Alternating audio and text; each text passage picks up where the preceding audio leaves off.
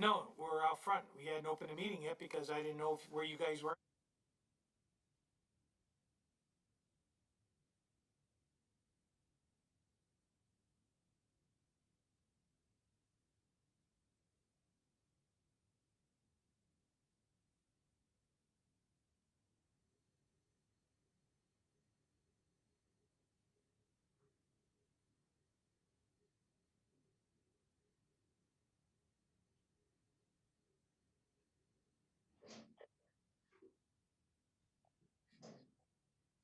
Are published. We'll call a meeting to order at 6:30 something. City Clerk, can we have a roll call, please? Mayor Hoffbauer, Here. Mayor Pro Tem Betancourt, Here. Councilmember Carrillo, Councilmember Bishop, Here. Councilmember Loa. Here. Can we have a quorum? Closed session, public comments. Do we have any comments on the closed session? No e-comments on the closed session. Now would be the opportunity for the public to make a comment by pressing 9 to raise their hand and waiting for the host to unmute them. No one at this time. Okay, moving on to item number 4, presentation by the city attorney. Thank you, Your Honor. Those items for the closed session is just that which is listed on the agenda. Alrighty, so we'll adjourn to closed session. We'll return out here and report back out for the 7 o'clock meeting.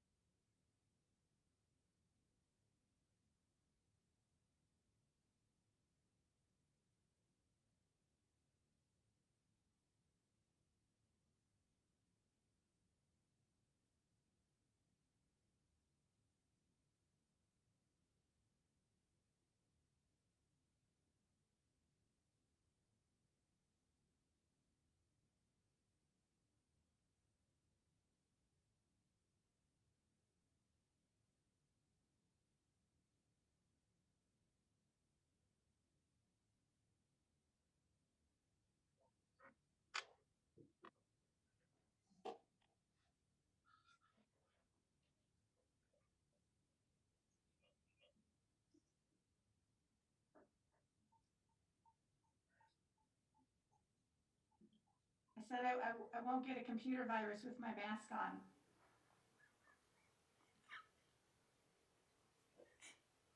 Okay, I can hear you now. Okay, good. I'm saying I'm wearing my mask so I don't. Yeah, that's good.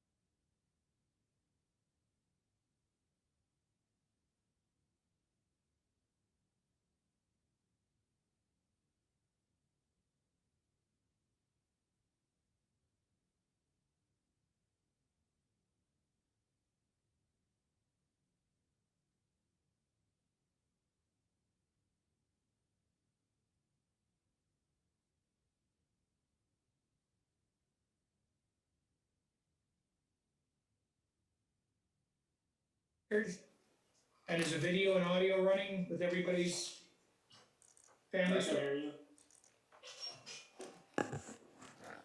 Yes, can you hear me, Mayor? Yes, ma'am. Okay. Okay, so, city attorney, are you on? He just stepped out. He'll be right back. Timing's everything. All right, well, let me know when he's back in the room then, and we'll, have him report out. Will do.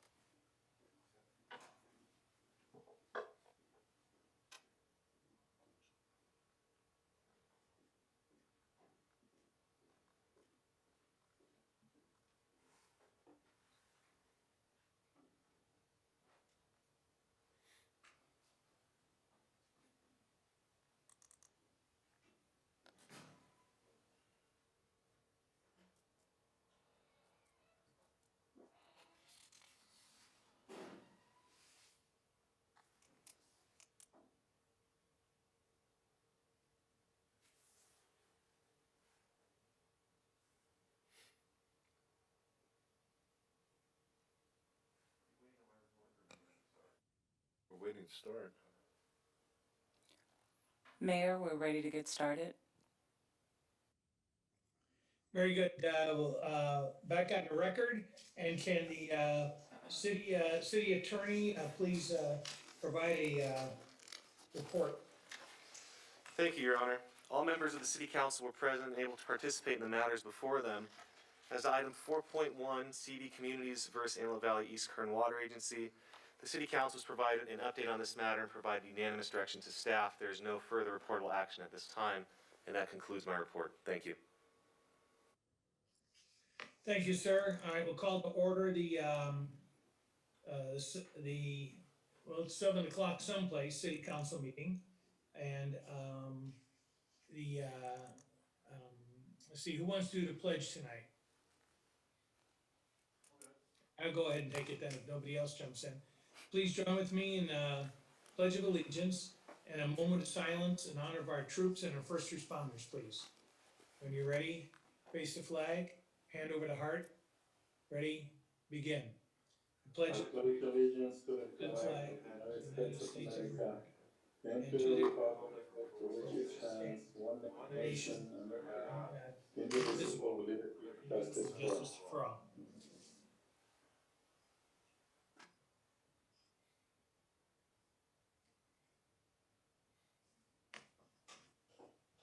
Thank you very much.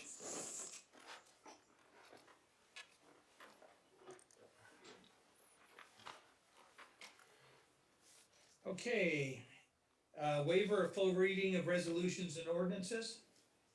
So moved, Mrs. Swan. Second? Carrillo and Betancourt.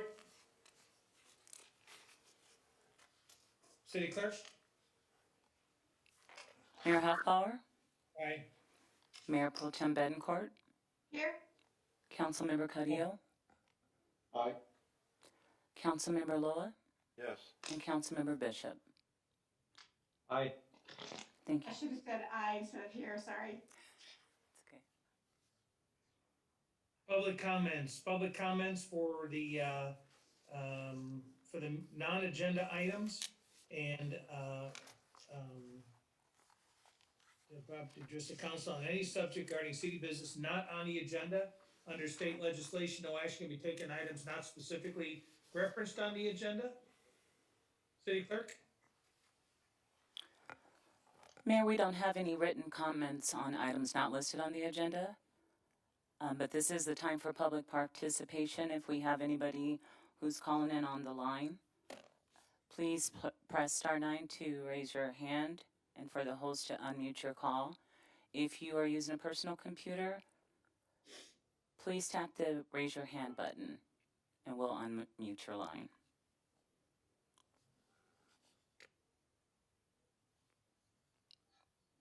No one at this time, Mayor. Okay, moving on to item 13, consent calendar. All matters on the consent calendar are enacted by one motion unless the items are pulled by the council. Anybody want to pull the item, or do I have a motion? No, I'd like to have that pulled. If we could have a little bit more of an explanation as to what we're approving, why. And I have to comment for the record that I didn't receive a briefing on this. I did have a discussion with our city attorney, but I'd like to make it public what we discussed in our meeting. All right, I think now would be the time.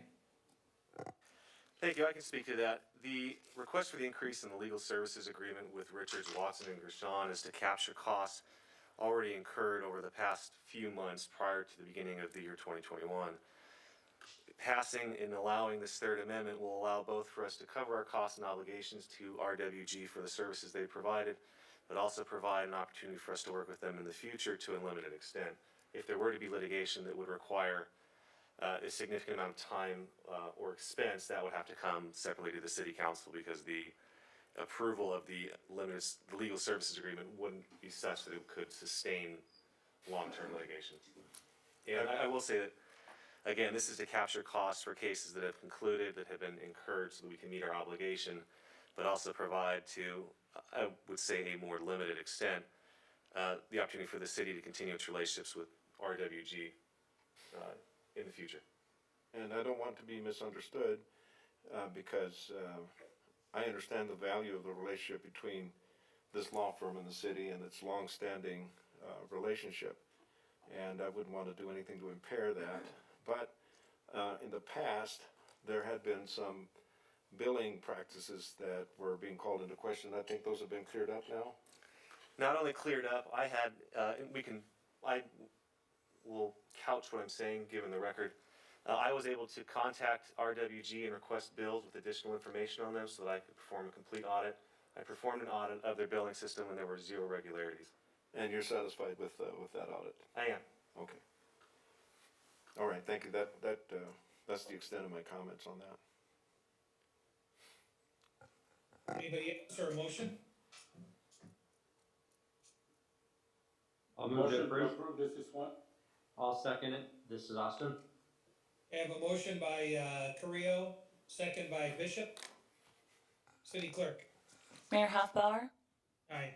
Mayor Pro Tem Betancourt, Aye. Councilmember Carrillo, Aye. Councilmember Loa, Yes? and Councilmember Bishop. Yes. Thank you. Number 14, economic development update. I think that's Mr. Garvey.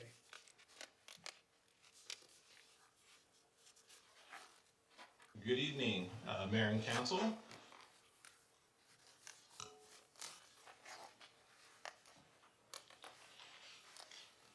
You guys can see the screen there.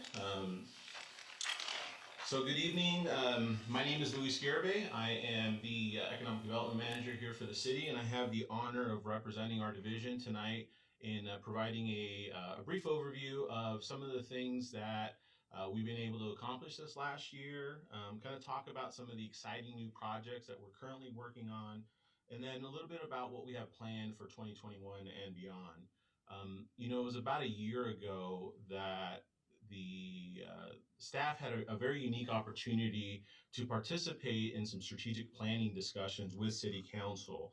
And from the economic development perspective, it was very clear that our focus was going to be on attracting new jobs and investments to Palmdale and really working to improve our business-friendly reputation. So we got right to work and we started having some very difficult conversations with developers, with the broker community, with our auto dealers and other local businesses. And we asked them a simple question: how can we as a city be more business friendly? And while this may come as a shock, they didn't hold back. They really let us know how they felt and what we could do to be better. But it was good. We were able to take that information. And when we started working on how can we address some of those issues to make the city better. Again, from an economic development standpoint, we looked at our primary areas of focus, and we wanted to make sure that at the center of all our drive to be more business friendly, to work with the business community, to work with developers, to work with brokers, to work with our partners, we did a much better job to making sure that we conveyed that business friendly attitude in every aspect of what we do. From those meetings, one of the things that came was our need to improve some of our relationships with our local and regional partners. And under the city council and our city manager's direction, we actively seeked out opportunities to work with different organizations to improve our relationships and also to help support our business community. As you know, Palmdale played a key role and a leading role in helping with the creation of the Eifd organization. That was a merger between the Antelope Valley Board of Trade and Gavia. We also played a key role in the merger of the Lancaster and Palmdale Chambers of Commerce. We worked to help unite the two auto malls and work with the city of Lancaster on the Operation Jumpstart program. We worked with the Black Chamber of Commerce and to help them establish some offices here in Palmdale. And we actually worked with all three of our chambers of commerce to help establish a new partnership to provide additional business training and support for our local businesses during these COVID times. And as always, we continue to look to collaborate with some of our regional partners at Edwards Air Force Base and Plant 42, Los Angeles County and Kern County, and with the city of Lancaster to help find ways that we can improve and support the region as a whole. So when COVID hit, a lot of our focus was put on helping our small businesses survive, and we worked quickly to put together a group of programs to help support our business community. Some of the programs were so successful, in fact, that many cities across Southern California um, began replicating some of the things that we launched. Things like the Take Me Home Tonight campaign, our PPE for business, our small business grant programs. A lot of people forget that we were one of the first cities to actually provide business grants to our businesses and not just trying to do loan programs for them. So again, we were on the forefront of getting a lot of this support to our local business community. And within a very short amount of time, the city was able to build a pretty comprehensive business support program to support our local community. One of the successful programs that we launched as part of the campaign was the Palmdale Cares Small Business Marketing Campaign. Now, as part of the program, what the city did was provide free marketing opportunities, both in English and Spanish, to help promote our small businesses. The campaign included billboards through a partnership with Lamar Advertising. They included print ads, radio, and some social media posts. And this program, along with our other small business support programs so far, have helped over 150 businesses in our community. One of the other successes was the Operation Jumpstart and Shop Palmdale gift card programs.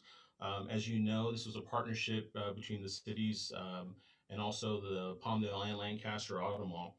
And the program not only helped in terms of creating new car sales, but also supported a lot of our local retailers. When we look at the numbers, from the third quarter of 2019 compared to this last third quarter of 2020, you can see the impact that it had on car sales here. When you compare it to the city, to the county and the state, we more than doubled the number of sales during that time period when compared to the county. In the third quarter of 2020, Palmdale was one of just a handful of cities in LA County that saw a positive sales tax growth when you compare that same time period. So again, we saw the impact that this program had, again, not only on car sales, but also to helping our local retailers. When you add the business grant program, the marketing campaigns, the gift cards, and other small business programs that the city was a part of, just on the business programs, the city invested over $2 million to support our businesses, which is a great feat. Even through COVID, we still had some reasons to celebrate this last year. Over 450 new businesses opened in Palmdale, and we even helped celebrate a few anniversaries along the way.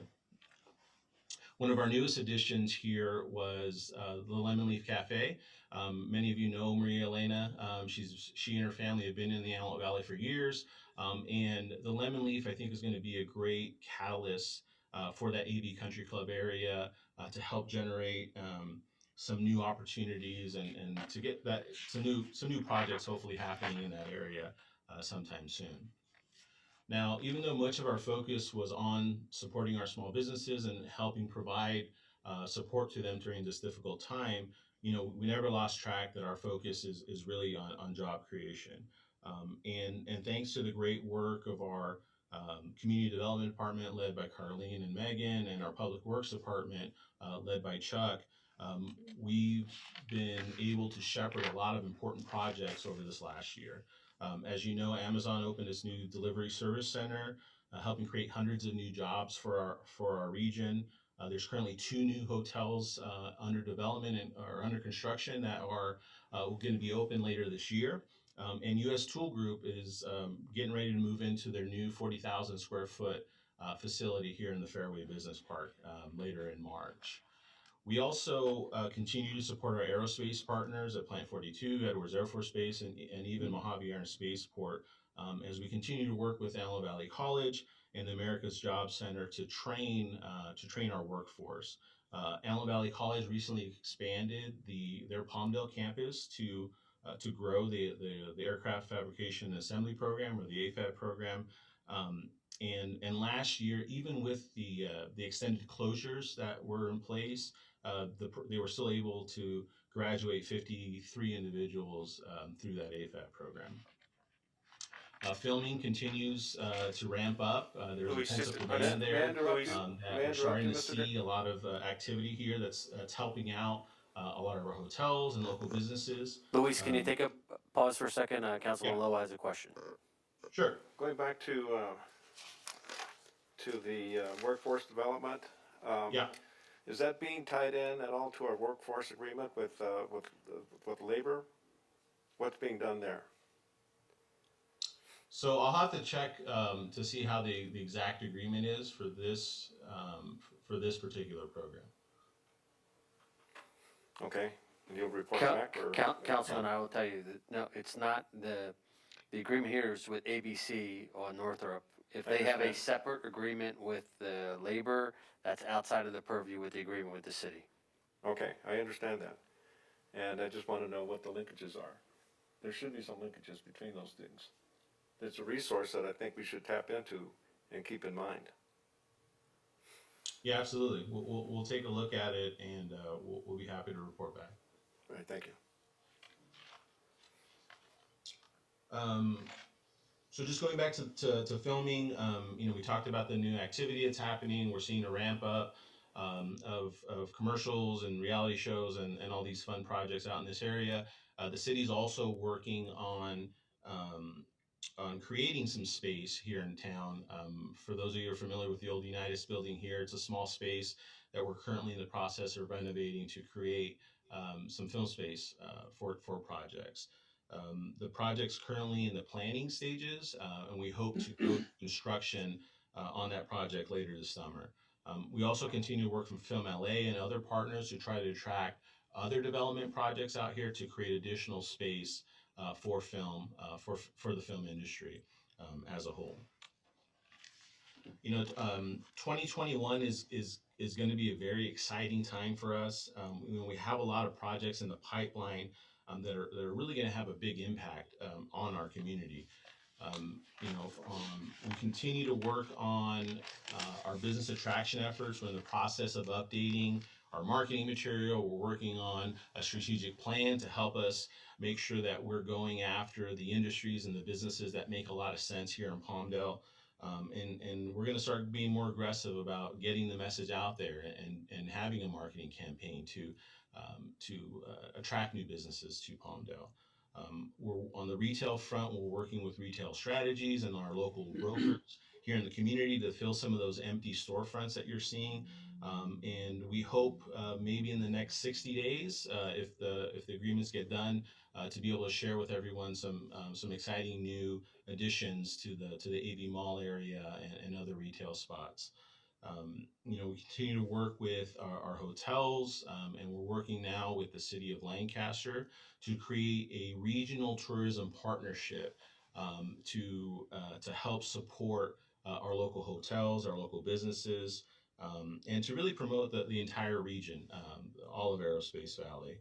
And we're also working with different private developers to help get sites what we call shovel ready, and this is one of the big challenges that we come across, is that when a project comes to us and we're talking to prospects, they want sites that are ready to go.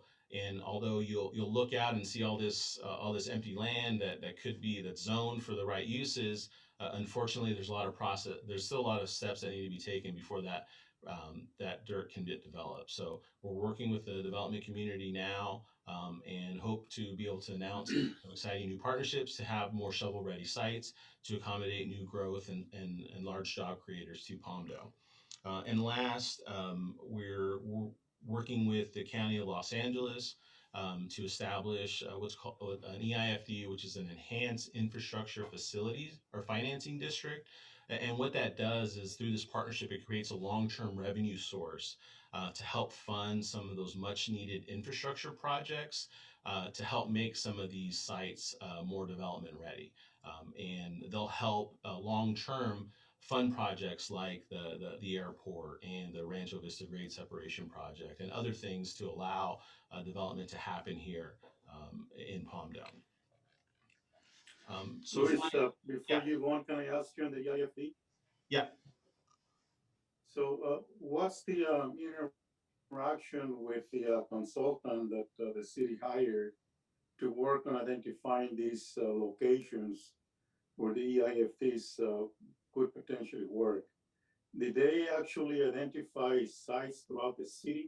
And are you guys working closely with the consultant?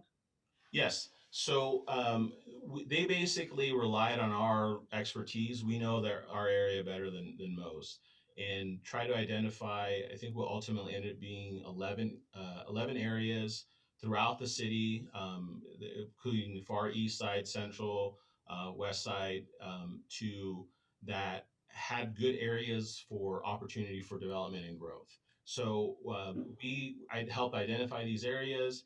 And again, it wasn't just areas that we knew things were coming, but the areas that we knew needed some help. And one of the key challenges to developing some of these areas, like if you take the corridor between like Sierra Highway and 10th Street West, like M&N, that area has largely remained undeveloped because the infrastructure is not there. If a developer has to come in and invest $2 million to extend a sewer line, the project's just not gonna pencil out. So we helped identify those areas. They worked with us to do the analysis, and I'm happy to share that we officially submitted our application to the county after several discussions 2 weeks ago, and we're on progress and on track now to get everything hopefully established this year so that we can move forward with this partnership. Okay, so is the county then being amenable to working with the city with the EIFDs? And I recall that there were some issues as far as the taxation purposes. Can you elaborate on that, or is that going to be like a separate conversation as far as the taxation?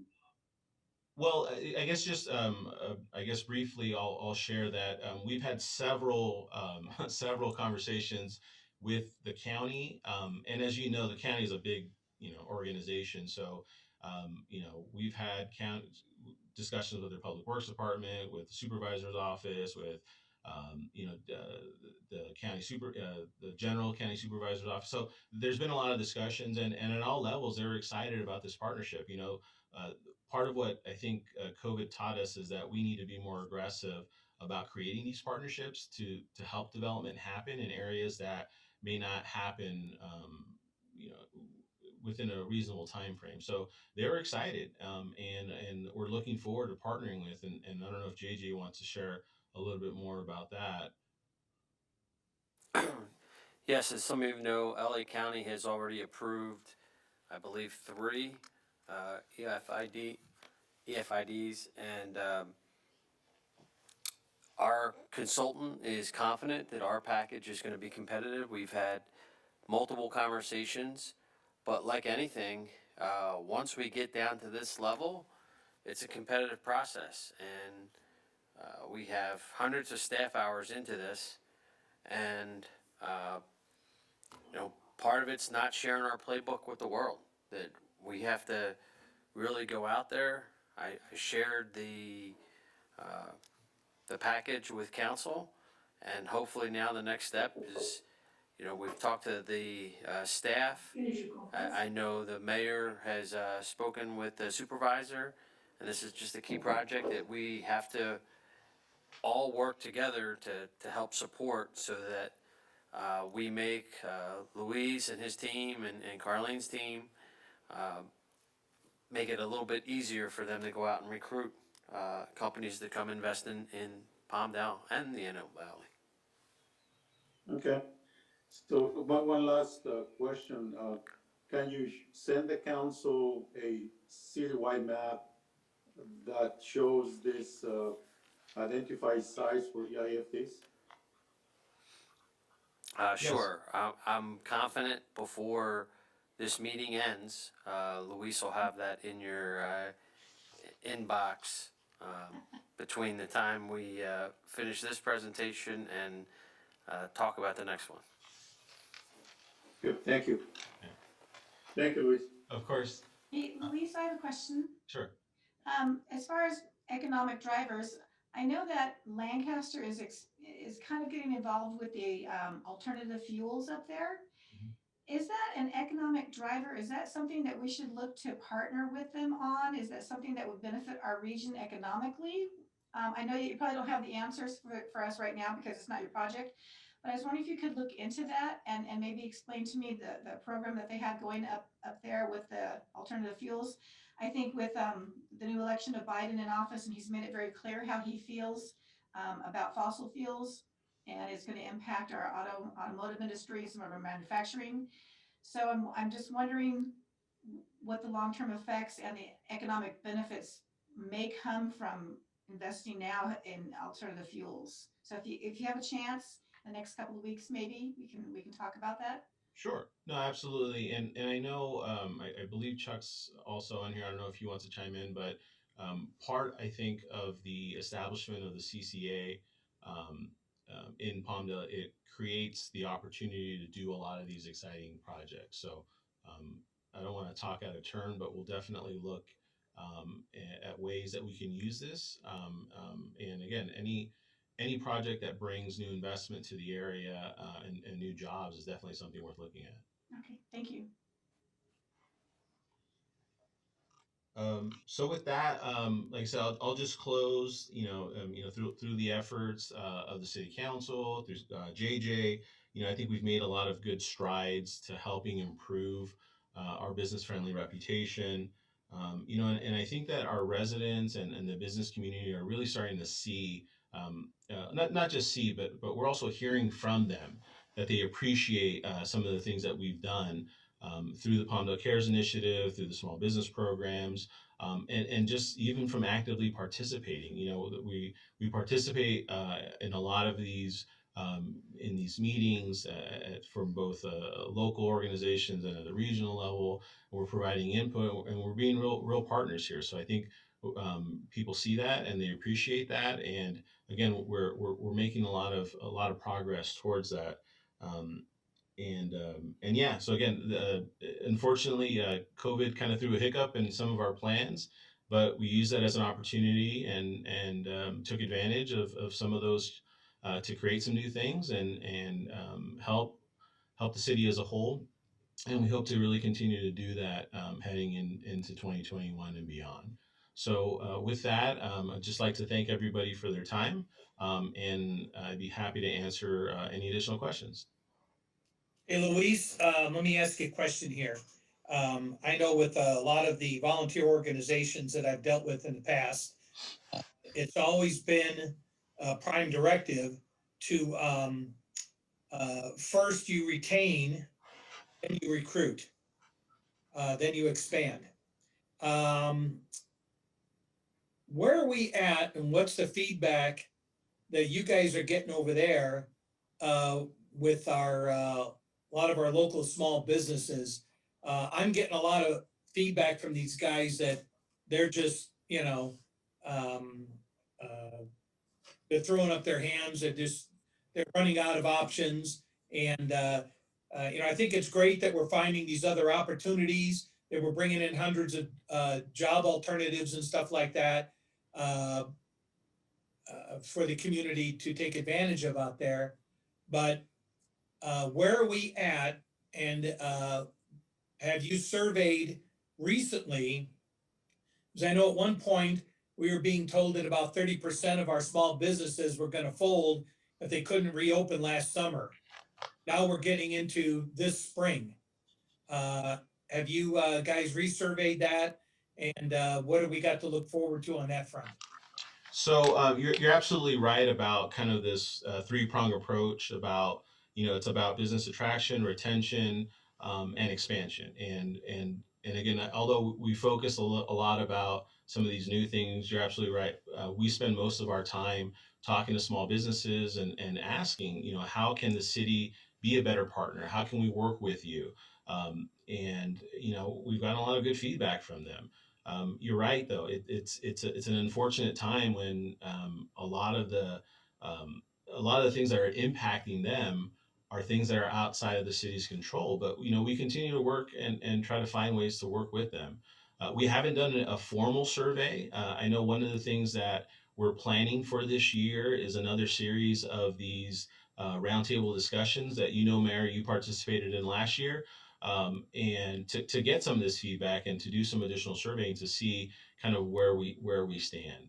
But again, it's hard to gauge today because if you would have asked restaurants just a couple of weeks ago where they stood, you probably would have got a completely different answer than what you would have got today. So, we just got to be careful on kind of the surveying side and when we get that information. Well, I think that we need to be able to have some sort of a perspective on, um, we're putting a lot of effort into some of these relief programs and things like this. Mhm. Where's that, um, is that business gonna be here in 30 days or 60 days? And with some of the baloney we've been seeing on the news, with the way some of these businesses are being treated right now, Yeah. I think that I don't anticipate it getting better before more of these examples of, the poor treatment, by our partners at the county, with some of their departments, the way they're treating some of these businesses, and with the fact that when I attended a couple of meetings of small businesses, primarily restaurants, and in one meeting, they had a number of grievances, which we brought back to the county. In the course of their discussions, the county said, oh, no, that doesn't happen. That's not happening. That's not the way we do business. So went back with Mr. Loa to the next meeting and said, county says that's not happening. I got 22 businesses there that wanted to tar and feather me for that comment from these, and I'm telling them, don't shoot the messenger. I'm telling you, the county says that what you're saying isn't happening. And then we see it on video. So I'm just flummoxed right now that we're all falling over ourselves here locally. And we're at the mercy of other agencies that, quite frankly, don't seem to care. So I'm looking for some more alternatives here, Yeah. No, Mr. Mayor, can I interject on that? I think that working with that agency through the elected officials, maybe they can take this more seriously and see the evidence.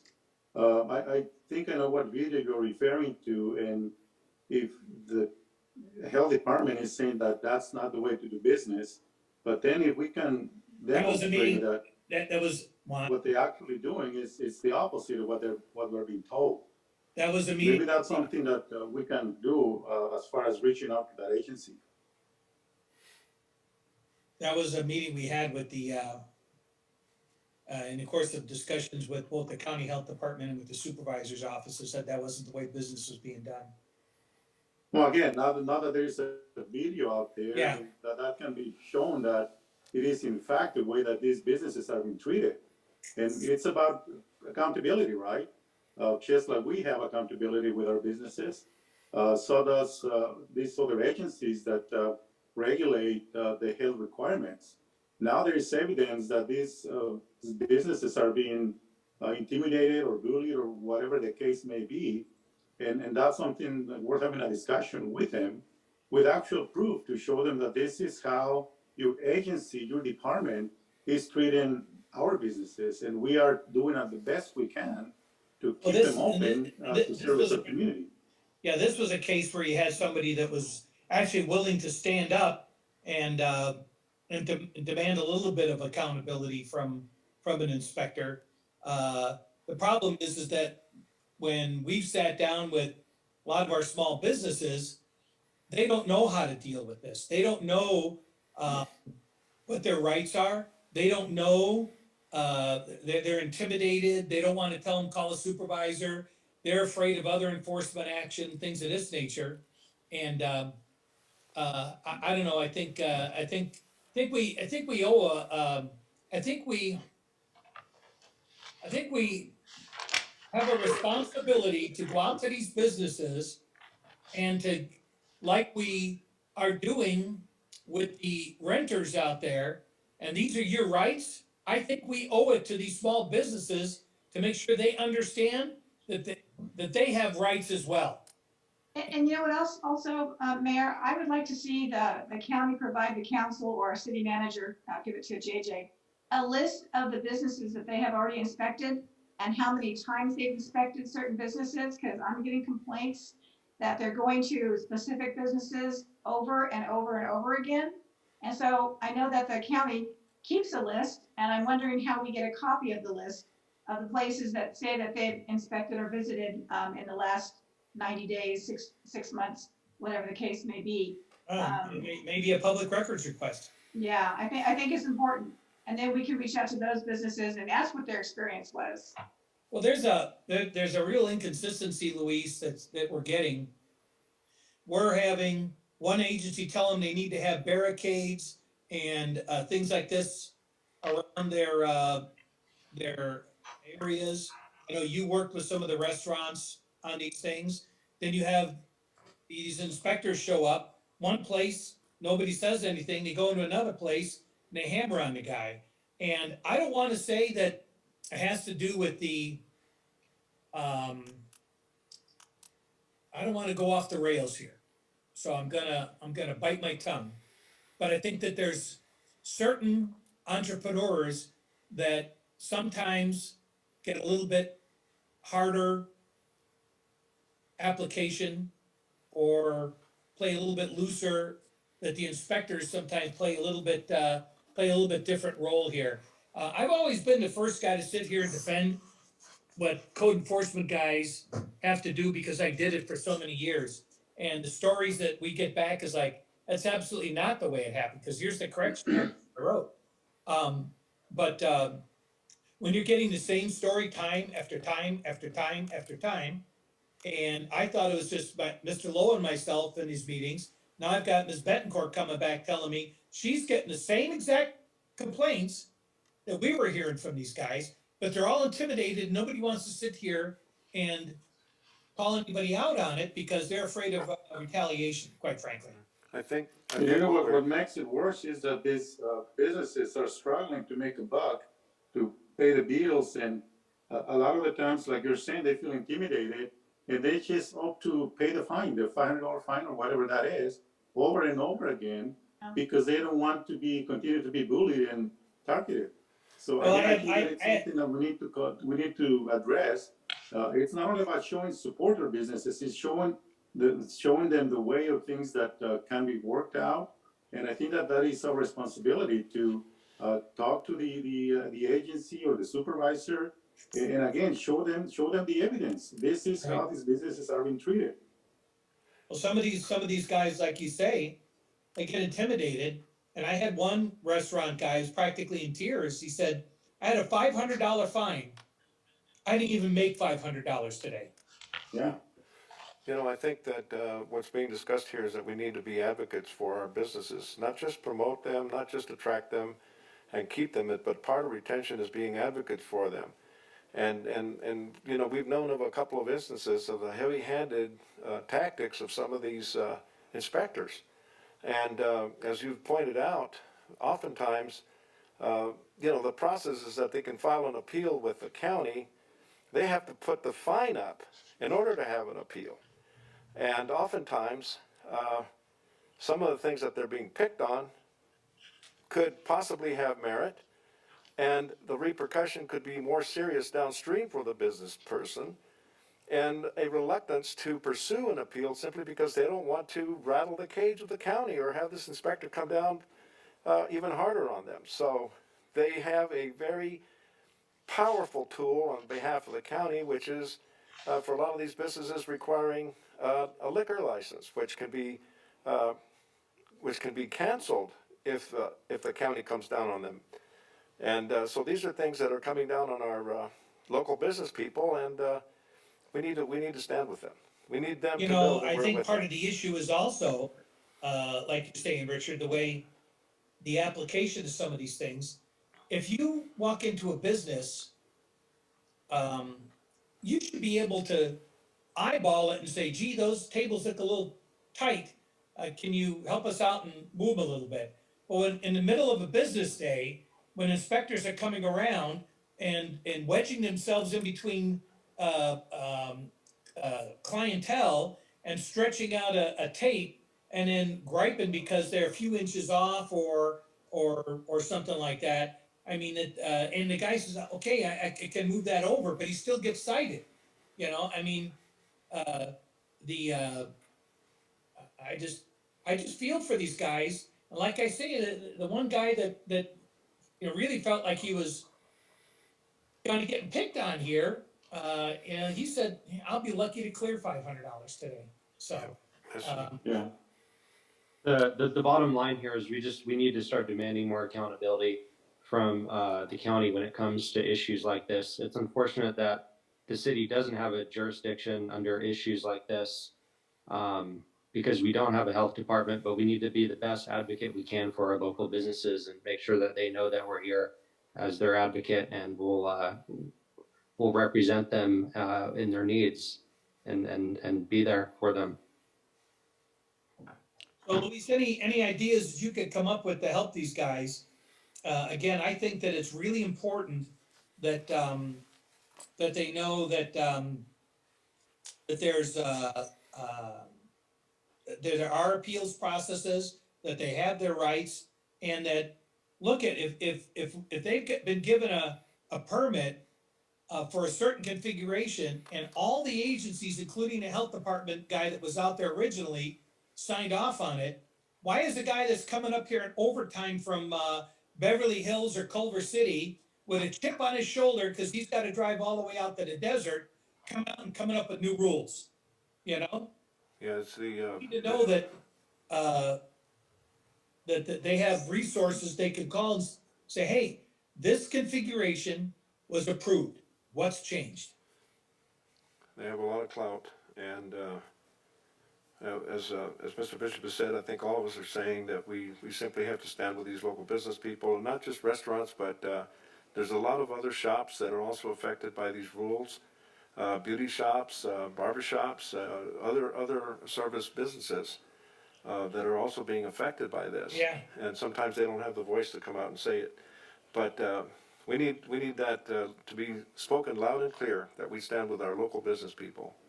Well, They're one of the biggest exactly hires. what you said. I was at another shop the other day, and I said, why do you have a line out front? Oh, well, we can only have 20% of our occupancy, and it's a retail store.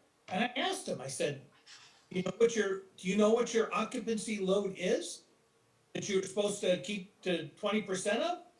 Well, yeah, it's only so many, 20%, but 20% of what? And I said, do you know what your maximum occupant load is? And the manager says, no. I said, Black Friday. I'll take 20% of that. And it's the problem is that a lot of these guys, again, don't understand some of the subtle differences. And I looked at these things, and I did this for a lot of years, and maybe someday I'll be able to start doing it again. But I can tell you what occupant loads are supposed to be. There's the numbers are right in the codes. And I just get the feeling somebody's pulling numbers out of their ear, and the inconsistency between different venues of the same occupancy type is it's flabbergasting when I take a look at it. So We live in interesting times. what I think the rest of the council is saying here, that that this thing is kind of become a monster, and it's we have people that are losing their life savings. We have people that are losing their retirements. We have shops that are closing that they had anticipated setting up their kids in business so they could retire and give their kids something to do, or their mom something to do, and that all that's out. It just doesn't seem like there's any rhyme or reason to a lot of what we're hearing. And I know sometimes these guys are quote just doing their job, but Yeah, you shouldn't be dancing a jig over closing the place for 3 hours when it turns out that you're wrong. In this lack of rhyme or reason, we have a circumstance where if a business owner wants to appeal a decision by an inspector, they have to put up the $500 up front, and yet we have people who are being charged with crimes who don't have to post any bond at all. I mean, we have serious crimes being committed, and the district attorney of this county is saying that no bond is necessary and these people are being let loose on the streets. I mean, it's that kind of irony. It's almost like we're anti-business in this county and pro-criminal. Well, you gotta remember, no matter what, they get a paycheck every 2 weeks. That's, I have a question on another topic, Mr. Garbe. Yes, sir. Can you hear me? moving Okay. along. Marketing campaign, can you expand on that a little bit? Is there a budget for that? And what do you intend to do? So we're still working on finalizing the budget for that. I think what we're doing now is once we update the marketing materials that we do have funded, we're working with a consultant to get that all done. We'll incorporate some of those new pieces into our website and social media, and then again look at where kind of where our bread and butter has been historically. There's a lot of businesses out of the Santa Clarita and San Fernando Valley in aerospace, small manufacturing, technology companies that are getting priced out and are looking for space to grow. And I think there's a good opportunity there in doing some targeted advertising in those areas to help. One of the things that we learned as we went through this, the U.S. Space Command application process, is that there is a need for a lot of these younger, I guess we'll call them startup businesses that support space that are looking for opportunities to grow as well. And there's incubators and accelerated programs out of LA and Caltech that we can get some of these future entrepreneurs out of to help support them. So again, there's some opportunities there. Depending on how much money we have to work with, but we'll start looking at trying to target a couple of these groups initially, and then if we see that there's some success from those programs, then we can always expand. And we can also tap into the fact that there are businesses that are being priced out and begin to look out of state. Oh yeah. And shoot right over us when we've got all this land available. We've got a great workforce base here, and many assets that we can attract. And I think probably reach out with a marketing campaign would be very useful in that respect as well. Yeah, and going back to what I was talking about earlier about having those shovel-ready sites, that's where that's a key component of this. A lot of these companies are great at producing whatever widget or working on their business, but they're not in development. They've never built a building. That's not their expertise. So we need to make that process as easy as possible. And when we have sites that are already fully entitled, the curb and sidewalk and gutter, and it's all in place, the infrastructure is there, it makes it a lot easier to get someone to come in, build what they need.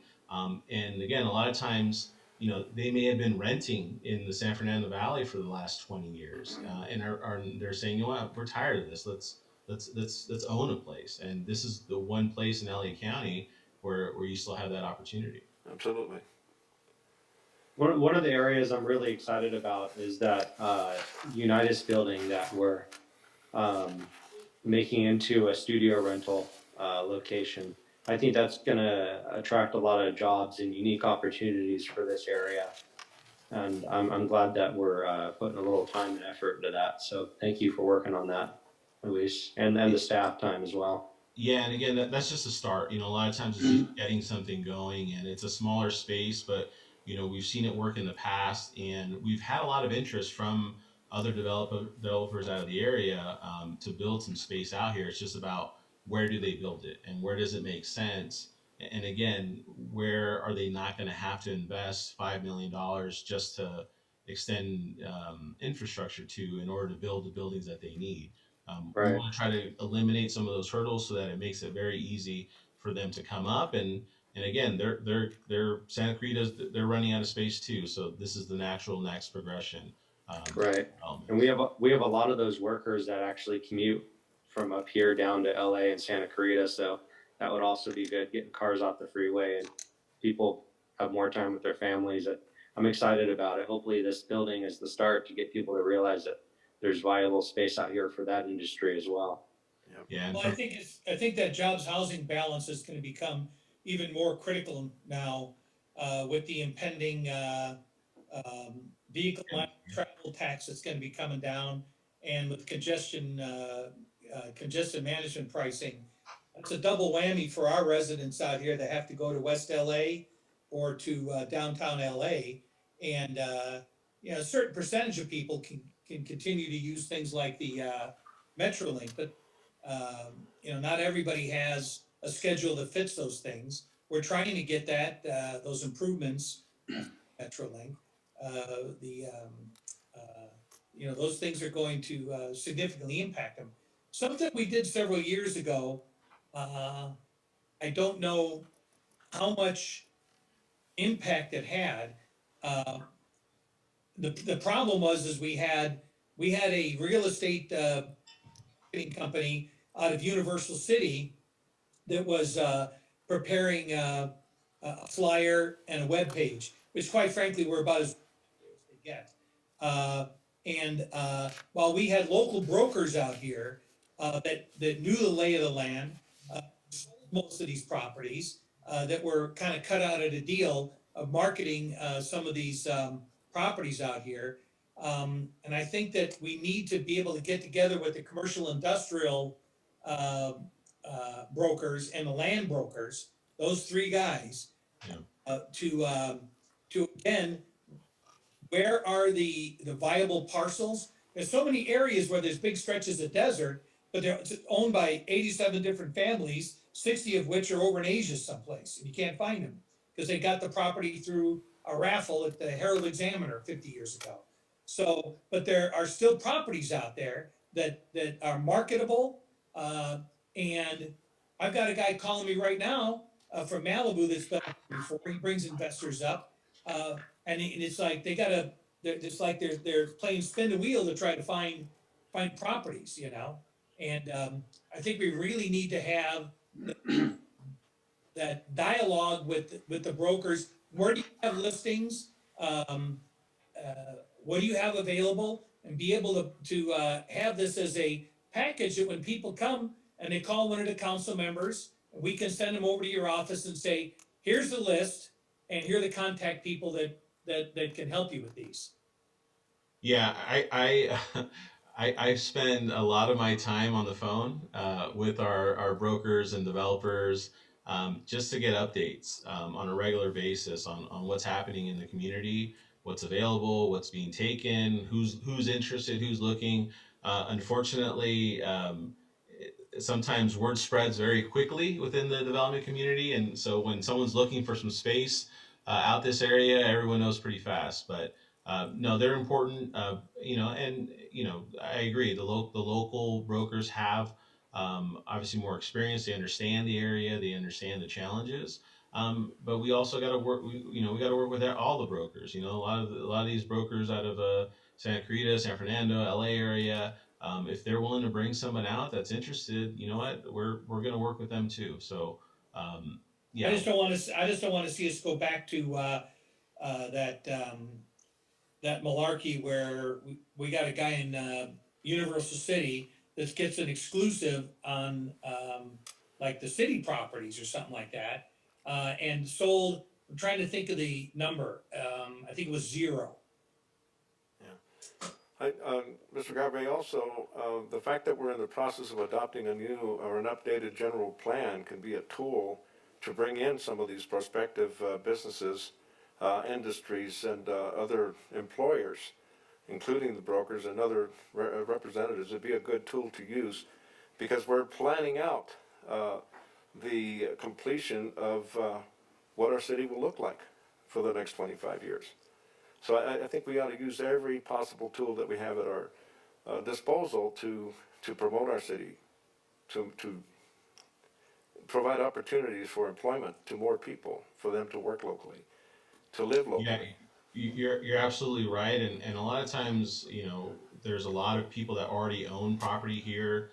that are local that just haven't looked at, you know, hey, I haven't looked at my parcel in a long time. I've had this building forever. How do we renovate it or tear down and build new something to have a better use there? So you're absolutely right. We need to continue working with our our property owners, or the businesses that are maybe looking to expand, and try to connect them with some of these opportunities. Okay. I want to make a comment on the job creation. I know that you guys are doing a great job trying to attract businesses and different industries up to the city of Palmdale. And as you mentioned, Luis, some of these business owners are not developers, and they get frustrated. And particularly when dealing with Caltrans, and I'm gonna bring back Palmdale Boulevard, taking over 138. And there's a clear example going on right now, and that is Circle K. I mean, they've been working on this for, maybe 10 months by now, and they still haven't opened. And I think that some of that has to do with the um, process that Caltrans makes developers go through, who get frustrated, not to mention the business owners who have no experience developing anything. So as far as job creation, and not only that, but also residential development. Like Councilman Loa mentioned, we're working on the general plan update, and there may be some multifamily or maybe even single family along Palmdale Boulevard and more commercial. But it's just the frustrating part on getting anything done in a timely manner with Caltrans. And I want to bring it up again. Maybe we should consider looking at it because that will expedite the development on Palmdale Boulevard. And I've that had that will same- do job creation. And yeah, it's mostly going to be retail or things like that. But those create jobs for our kids that are growing up. They give them an opportunity to get into the job market, and it will also create other management jobs. And that is about job creation, right? We have other areas in the city where there's the lack of infrastructure, and that's where the Eifds come in. But again, if we want to be serious about job creation and remove the obstacles for developers and be development friendly, I think that we can do better than Caltrans does. And I mentioned this before, and I know the council has certainly said it over and over again. But I think it's worth looking into it because that will remove an obstacle in developing Palmdale Boulevard. I know there are mixed feelings between the council as far as liability and the cost and all many other things. But if we don't really remove that obstacle, we will have Palmdale Boulevard mostly vacant as it is until the next plan update, because it does take a long time to go through a permitting process with Caltrans.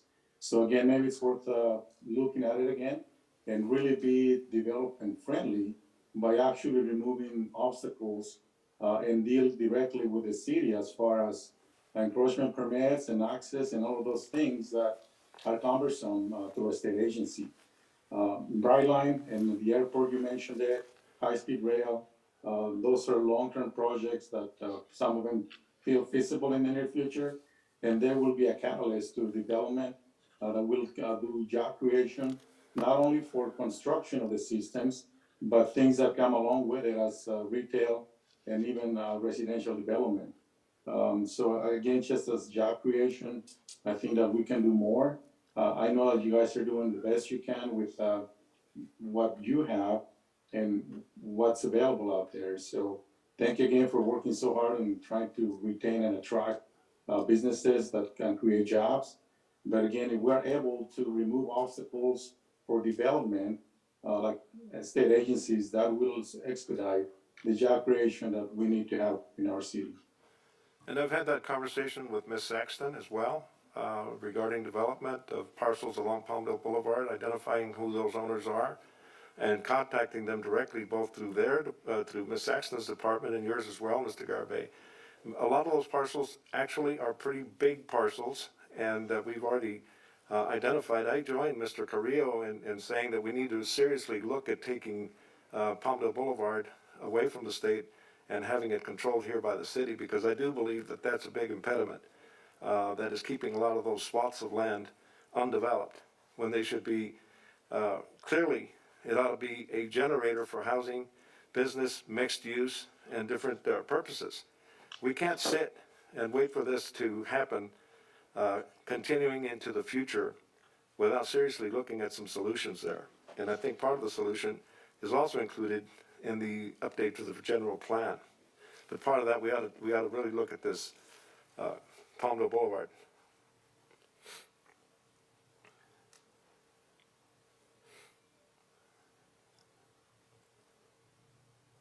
Okay, everybody froze. Mayor, No, I think council. we're good. I think we're soaking in all the information. I'm not disagreeing with anything you guys are saying though. That issue of Caltrans is specifically why we've worked so hard over the last few years to get Caltrans to assign a deputy department director to our region here. That's something that's relatively new, and I think that we may have an opportunity to better hold them to a level of accountability. I mean, it was one of the things I worked on for years was building relationships with the transportation directors in Sacramento, actually getting to sit down with the California Department of Transportation chief. And I mean, that's how we got some of these ramps repaired, was because that direct one-on-one conversation with these people. Now but that's not easy to do now with the lack of travel ability and things like that. But having a local deputy director that's supposed to be accountable on these things, I mean, that's something that I think we need to be sure that we exploit that. We have been in Well, I touch think with that the deputy remains to director. be seen if that is really going to improve the process that developers are looking for. And that is to get the encroachment permits that they need. Yeah, it is a good idea to have this direct contact person, but nevertheless, it's still a Caltrans process in getting those encroachment permits. I think it's a great approach, but again, it just remains to be seen. And I don't think that I personally don't think I would have the time to just sit back and see how that's gonna work out when we know that it's taken months and years for a developer to get an encroachment permit. And again, I bring up the example of the Circle K. They've been working on the right of way for months. Same thing happened with the TPAA, the aerospace school. It took months for them to get an encroachment permit. So when you look at the vast majority of land on Palmdale Boulevard, I mean, in 2045, when we have to do the general plan update again, I can still see a vast majority of those vacant parcels still being there because developers get turned away when they know that they have to deal with Caltrans. Well, I'll agree with you, but I disagree that we've just been sitting back and waiting. I quite frankly take offense to that comment, because I know a lot of our staff and myself have been working very hard to get Caltrans to their attention and to get a deputy director assigned to this, so we have one point of contact to bring issues to. And I think after asking for that, I think we owe them the opportunity to, if they're not gonna do what they said they were gonna do to fix what we said was the problem, well, then I think we need to jump on them with both feet. But clearly, nobody's just been sitting back and waiting for something to happen. Well, I didn't mean to offend you. I know that you've been working really hard. Also, staff has worked very hard to get these developers to get their building permits and even assisting them in the Caltrans process. I did not mean to offend you at all. I know that you have worked really, really hard. And I think that we all are going to continue to work very hard. My comment was based on what we have experienced in the past with those three developments that I mentioned that I am familiar with, because those are the three developments that I have seen taking place on Palmdale Boulevard in my time in the council. So, and they do take a lot of time. No, they absolutely they did. And, but that was all before, I mean, those were examples that we used with the Caltrans and the California Transportation Commission. These are the nightmares that the city and our development community are faced with. And that was why the direction came down for Caltrans to provide that single point of contact. So that was I my. think the point that's being made is that this this leapfrog development that's happened in our city, leaving large parcels of land empty in between development, and then you go some distance and then there's another development. We need to really get serious about infill development, and I agree with Mr. Carrillo. I think that the Caltrans is an impediment to accomplishing that. I think our city looks like it looks like a mouthful of gaps in the teeth, the way that looks, and it ought to be one of our attractions, really, our boulevard. And I think we need to do something to move that forward. I think Mr. Carrillo's right. We need to look at that issue with Caltrans dominating that boulevard right in the middle of our city, right in the heart of our city. Well, I would hope that that this would continue to be addressed at the NCTC with our reps there. And we will continue to do that because we do care just as much as you do serving in these boards at NCTC and at SCAD. I work hard just to represent the city, and I will continue to work hard to get these improvements to our city. So I do appreciate that you have worked so hard in all of those years that you've served in SCAD, and now I'm committed to continue to do that for our city, for our. I was merely pointing out that I was addressing your comment that we were just sitting back waiting for something to happen. So I will withdraw that, but I just think that we need to understand that with the millions and millions of dollars, I mean, if we could get an EIFD to cover Palmdale Boulevard, which is something that we brought up back then, the problem is solved.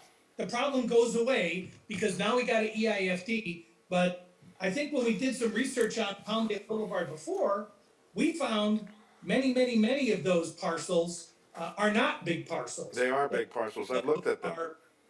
Many of those are smaller parcels, and I agree with Mr. Loa. We have to find the tools to spur the infill development, because as soon as somebody starts doing that infill on one parcel, the guy next door is gonna go, hey, what about me? So I think that that's absolutely right, and we've gotta find the tools and things like the EIFD and opportunity zones. All these things overlap, the EZ, the OZ, and the EIFD, you overlap those things, and you practically given the farm away to these guys to develop on that, and we need to market and encourage that process. Well, that's one reason why I asked for a copy to be provided for the entire council to see where those EIFDs are. And from what I recall, when this Make sure you get the OZ as well. A lot of those sites were not along Palmdale Boulevard. Yeah. So once we get that copy of the map with all the IEFD's location, maybe then we can discuss further if some of those should be addressing that vacant land along Palmdale Boulevard.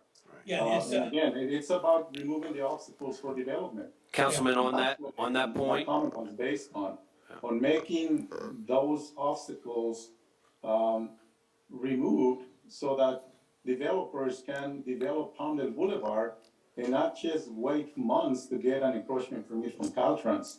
And I didn't mean to say we've been just sitting back and doing nothing. I meant to say we're just gonna sit back and see what happens from now on with this new deputy. Again, I didn't mean to insult you, I didn't mean to be. No, I pulled that back, don't worry about it. I don't want to Can you make sure interject that in we between get this the, back and forth. Opportunity zones and the enterprise zones overlays as well to the council, so we all have those, a full, you need to move more, man. Yeah. So that we get the, active here.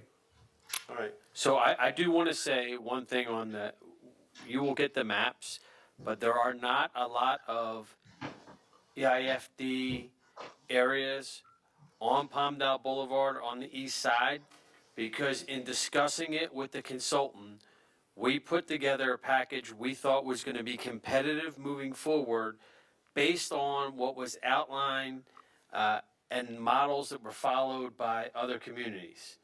So you have to have like a transportation leg or a medical facility. We did areas around the airport. So Luis will send you the details, but he'll also send you the justification of why we picked out what we picked out because you have one bite of this apple, and if you try to get too much covered, then the county won't come along.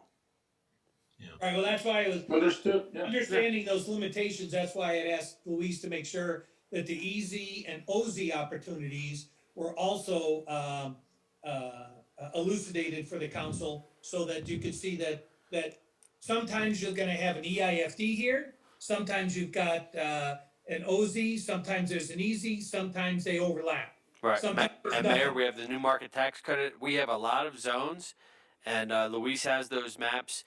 I don't know if you'll have those before the end of this meeting, but you will certainly. We'll get you those. No pressure, Luis. As well. I'm just happy I got lights back on. Yeah. So what I will say is the one thing that we did confirm on the EIFD, and again, I will share that map with you before I leave today, is that we can still fund projects that fall outside of these specific EIFD areas as long as there's a benefit to that area. And we'll use the example of like Plant 42. So part of that area is included in an EI, or the area just north of it is included as part of the EIFD area.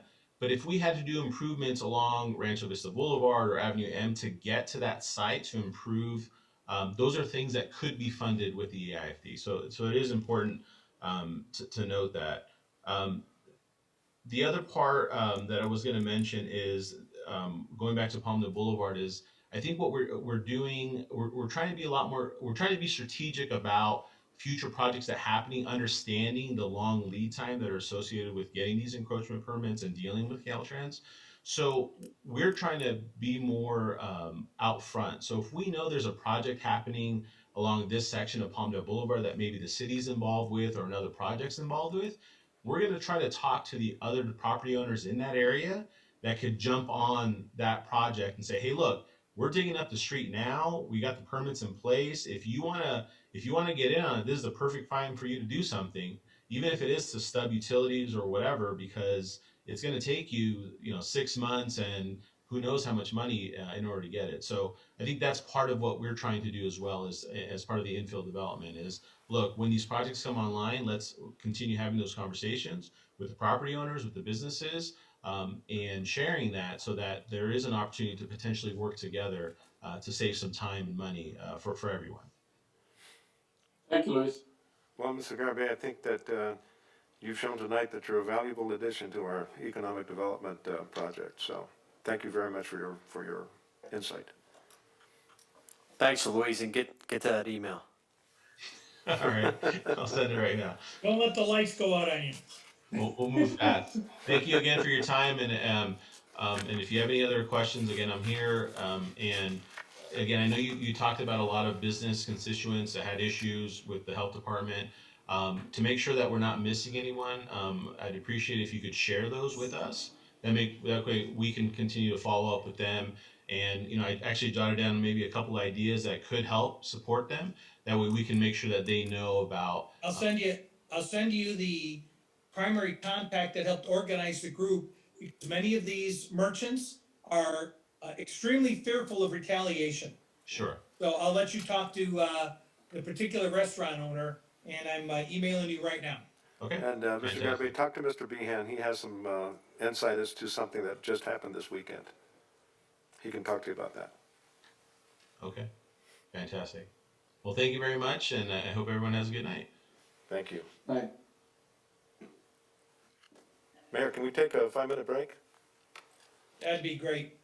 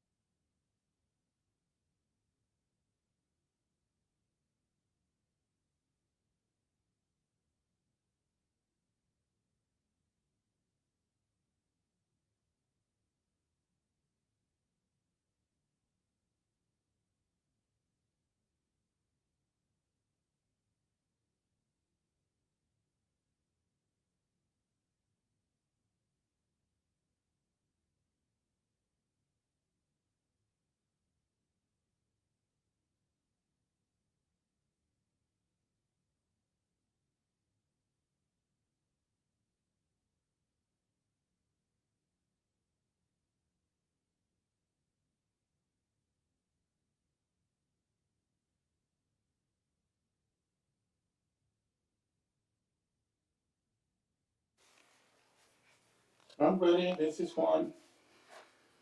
I'm ready.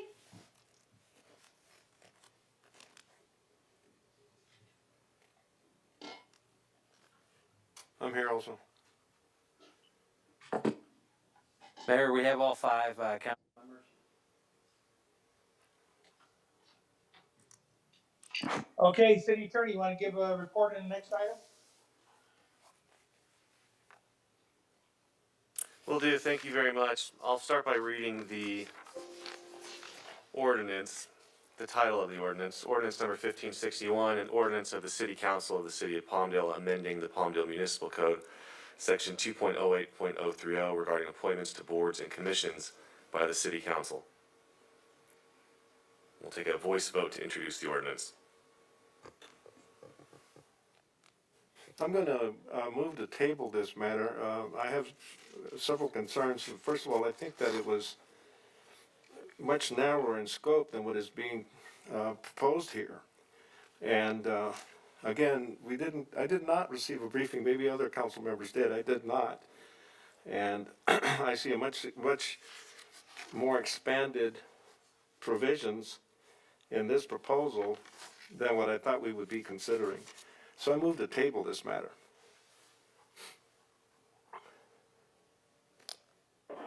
Okay, anybody want to second that?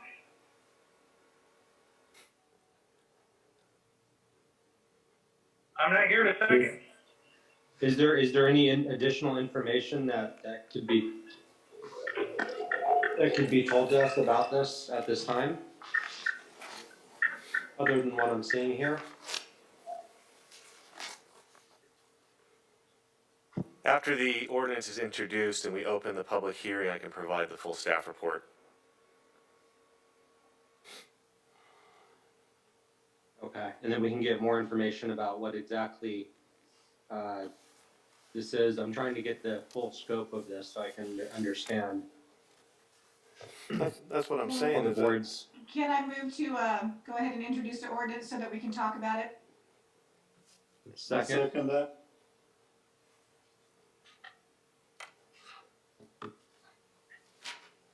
Okay, I got a motion and a second to introduce the ordinance. All in favor to introduce the ordinance, city clerk, take the roll on that. Mayor Huffbauer? Mayor Huffbauer? Mayor Huffbauer? Aye. Mayor Pro Tem Betancourt? Yes? Councilmember Carrillo? Yes. Councilmember Loa?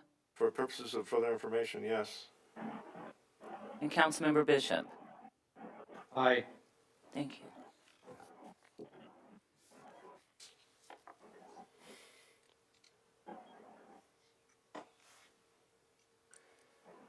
So may I make a So comment? somebody gonna read it into the record? Mayor, you have to open the public hearing. Okay, so, we're not gonna read it in the record, we're gonna open a public hearing on something that isn't been described. I can do that. Go ahead. I can read the ordinance. It's been read into the record. Usually it's the city clerk or the city, attorney that does that. Thank you. It's been read into the record as the item was called. All right, plenty good. All right, public comment? Mayor, we have 3 e-comments submitted, and they're all on the same item.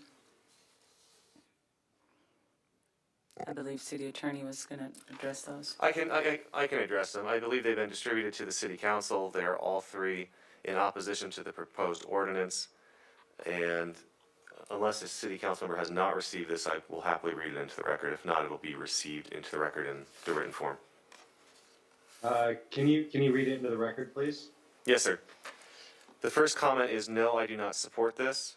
The second comment is seems like this is not the best interest of our city. And the third comment is what works for other cities doesn't necessarily mean it's right for Palmdale. All comments were anonymous, all 3 in opposition. Okay. This is the time for the public to participate. If you're calling in, please press 9 to raise your hand. If you are using your personal computer, please click the raise your hand button.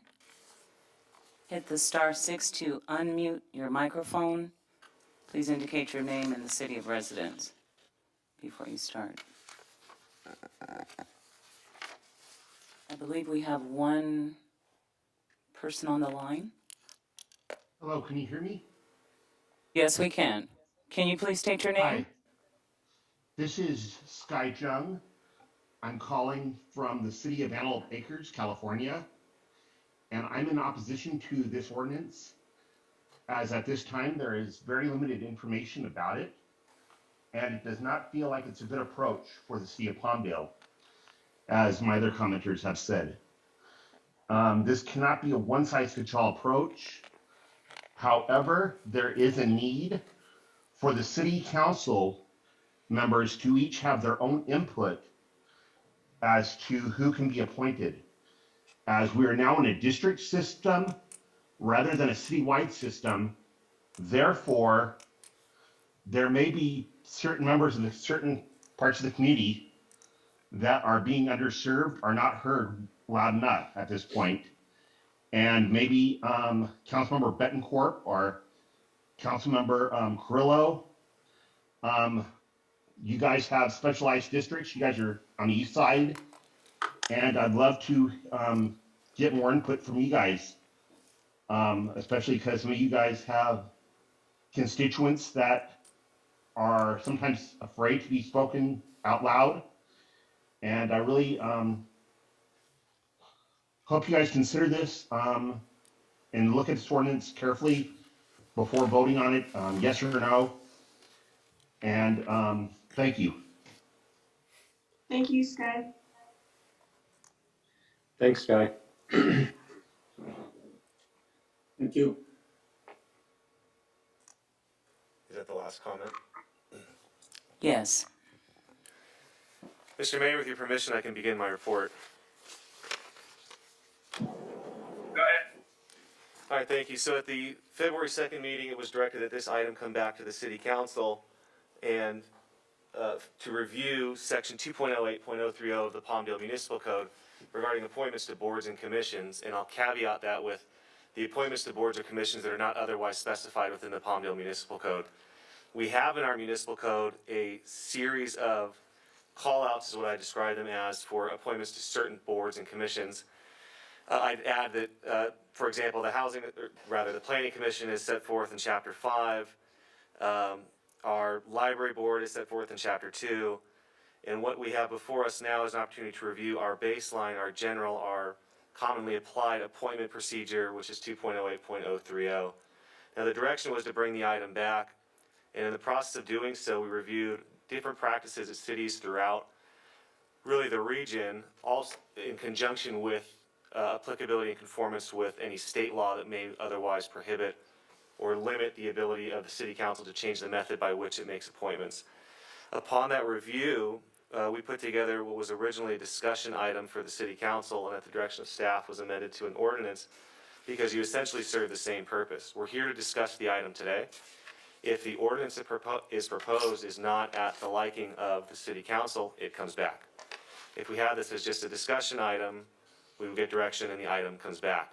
And so it was a baseline approach that may serve the need of the city council, but as it exists now, if the ordinance is approved by the city council, it'll become effective within 30 days. If not, my office will take direction and bring that specific direction back with an updated ordinance at the next regularly scheduled city council meeting. And so the item is open and before you. The only thing that I'd like to add is a bit of a call out of where things exist now.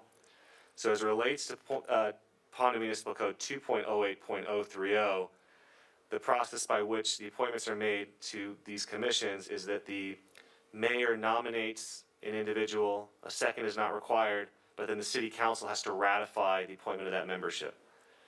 What's proposed before you is that the mayor or the city council may propose someone or nominate someone. It will require a second, and then it goes to the full vote of the city council. Covered by section 2.08.030 are committees, boards, and commissions, including the Human Rights Commission, Sales Tax Oversight, Public Art, Building and Rehabs Board, and the Library Board. Not included are the Planning Commission, Mobile Home Rent Review Board, and likely the Housing Authority.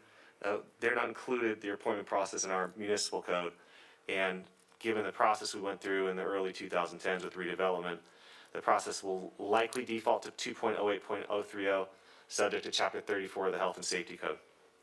So with that, I'm here to provide any legal guidance you may need, answer any questions, but the discussion is before the City Council. I have a question. So this. Thank you, Mr. City Attorney, and, we'll go ahead and, solicit some, input from the council members. I'm speaking. Oh, okay, I didn't give you the floor, but knock yourself out. My question, he said it was open for questions. My question is this. This ordinance in no way puts a cap on the amount of people we can have on any particular commission. Is that correct?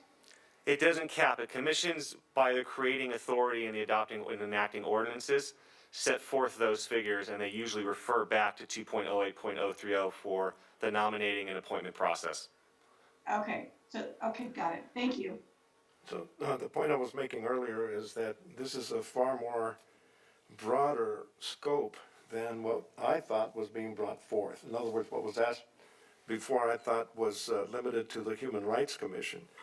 And now this is expanded to sales tax, tax oversight, the arts, and it's just a much broader thing. And I also think that I see that you put in this caveat, unless otherwise specifically provided in this code or by state law. But because it says all commissions, I think that it can be interpreted to mean that it bleeds into the other sections as well. And the staff report that we received, and I did not get a briefing on this, does not include any information about comparing it with what other cities have done in respect to this. And that's why I thought that we ought to have more information provided to us before we make such a sweeping change as is being requested here. Thank you, sir. I just want to comment. This seems to be a solution. This seems to be a solution to solve a problem that has not been articulated. In absolutely every single case of appointments that have come up since I got elected, I made it a point to solicit input from every single council member as to if they had a recommendation or input. When there were people that were being recommended by council members that in my wildest dreams I would not have appointed, I deferred to the judgment of the council members and made those appointments to those other boards to respect those opinions. So this hasn't been a problem. In the most recent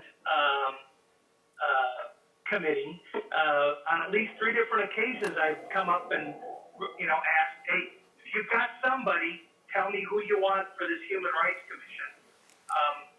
I got very little, if any, input, from council members on that. You can lead a horse to water, but you can't make him drink. I also want to point out that I was prepared to bring this before the council months ago, but with leading into the election, I deliberately held back and waited until after the election in order to make sure that we didn't have the appearance of running into appointments when there was a potential change and then the disruption that would create. So I tried to respect the council and the council's opinions, and more importantly, the residents' direction and with respect to whether or not they were satisfied overall with the direction that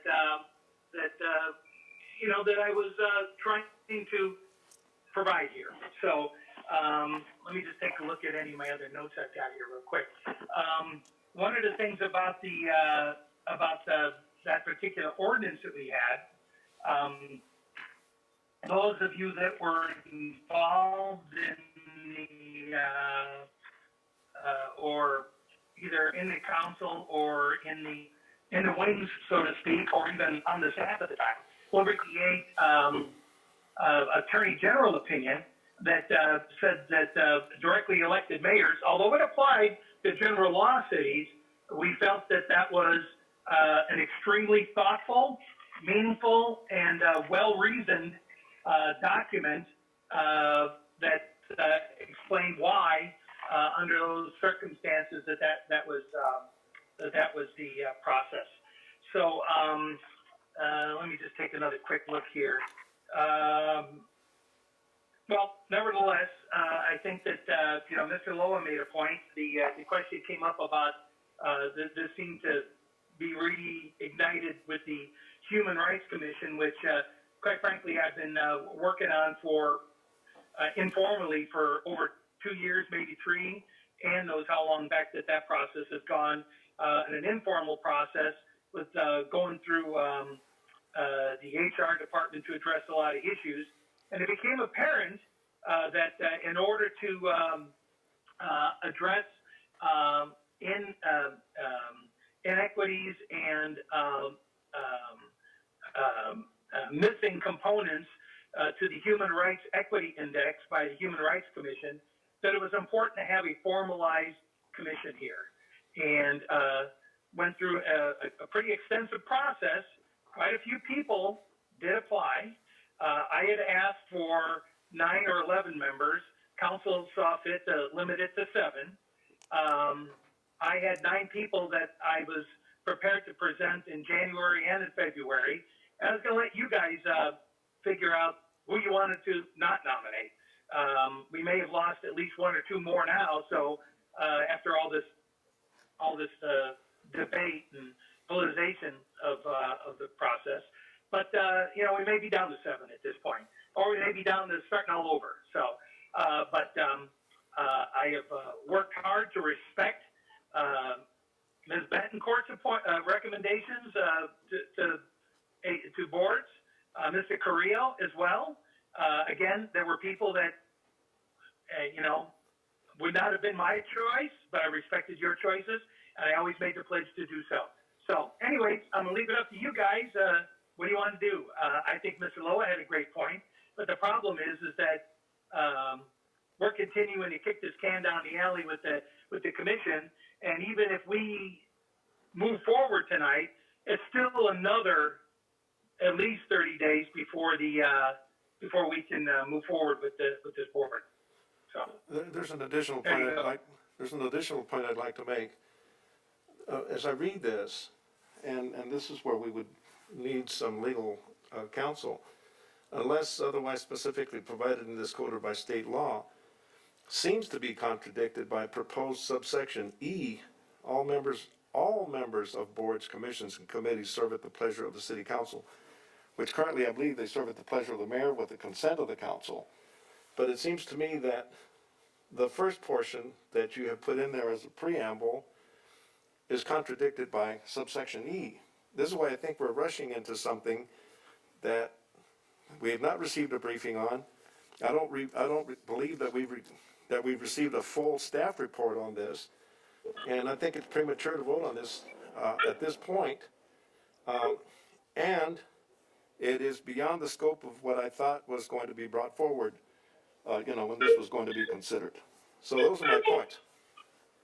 I know this has been an issue. And to your point, the library commission doesn't serve at our pleasure. Is very specific. We had a member that everybody wanted to remove, and it was almost impossible to remove that member until the reappointment time came up. And it was a very difficult process because we found out that, in fact, they don't serve at our pleasure. So Well, I think that's why a there's good point, Mr. Lowe. That's That's why why I'm there's saying the that call on- subparagraph E might make it easier actually to do that, but it has unintended consequences. See, we're saying that it's And limited no, to. it can't be because it's codified in the Ed Code.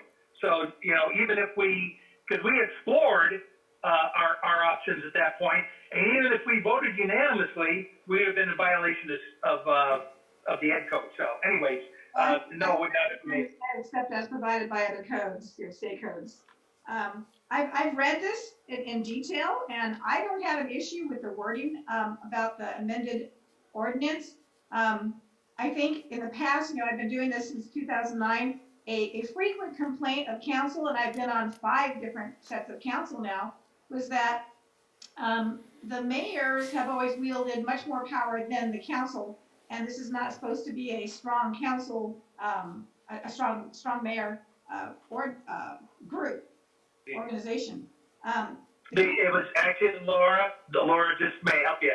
That the strong mayor issue was never brought up by the attorney general. It was directly elected mayor. And All you did year after year after year was complain about Ledford and how much power he had, and why did he get to always put people and get his people on, and he got to the point. because he did not do what I do, and I made a commitment to do. But you're going to have your own perspective on this and twist it whatever way you want it.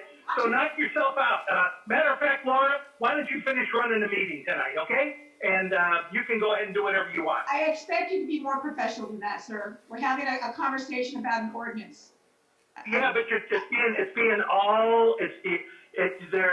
we're bringing in issues that are not germane to current policies and practices that I have been diligent about. I think it's to the benefit of the city to finally clean up the wording about these ordinances. We're trying to make things easier to understand. You can't have, one rule for one group and one rule for another. I think this codifies things in a clear and concise manner. I think it gives a certain amount of respect and authorization to individual district council persons. I don't see it as a bad thing.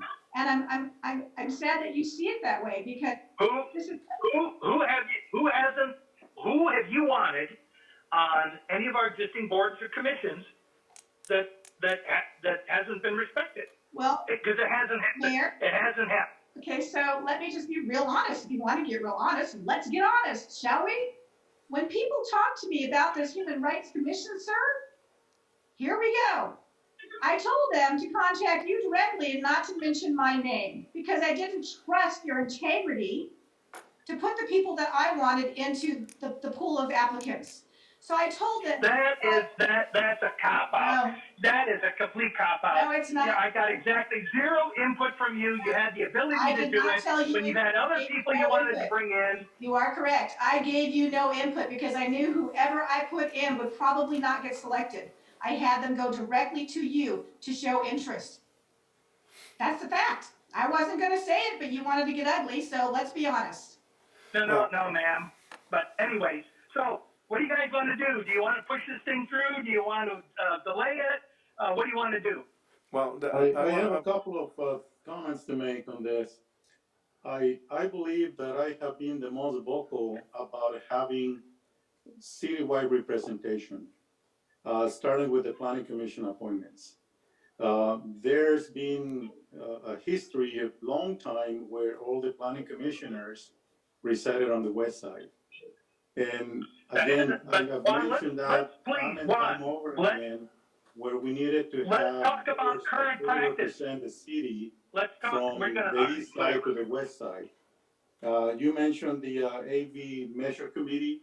I think that we owe it to our residents to have representation citywide. And I have explained the reasons why. And I'll say it again, one of those reasons is the previous measure for park maintenance.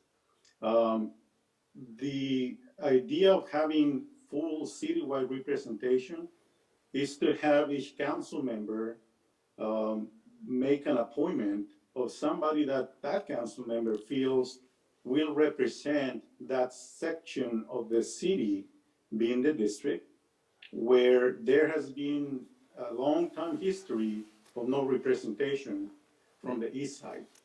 And Sky, but that's not the current case, sir. You're talking about apples and oranges. I don't think that's not the current case. If I keep talking over you and you keep talking over me. Yeah, but you're bringing up ancient history. I can't do anything about the Neanderthals or the Civil War either. I know you cannot do anything about ancient history, and I believe that this is why we need to have this ordinance so that ancient history does not repeat itself. That will give us, all council members, a way to make appointments on who we believe will have representation of that district.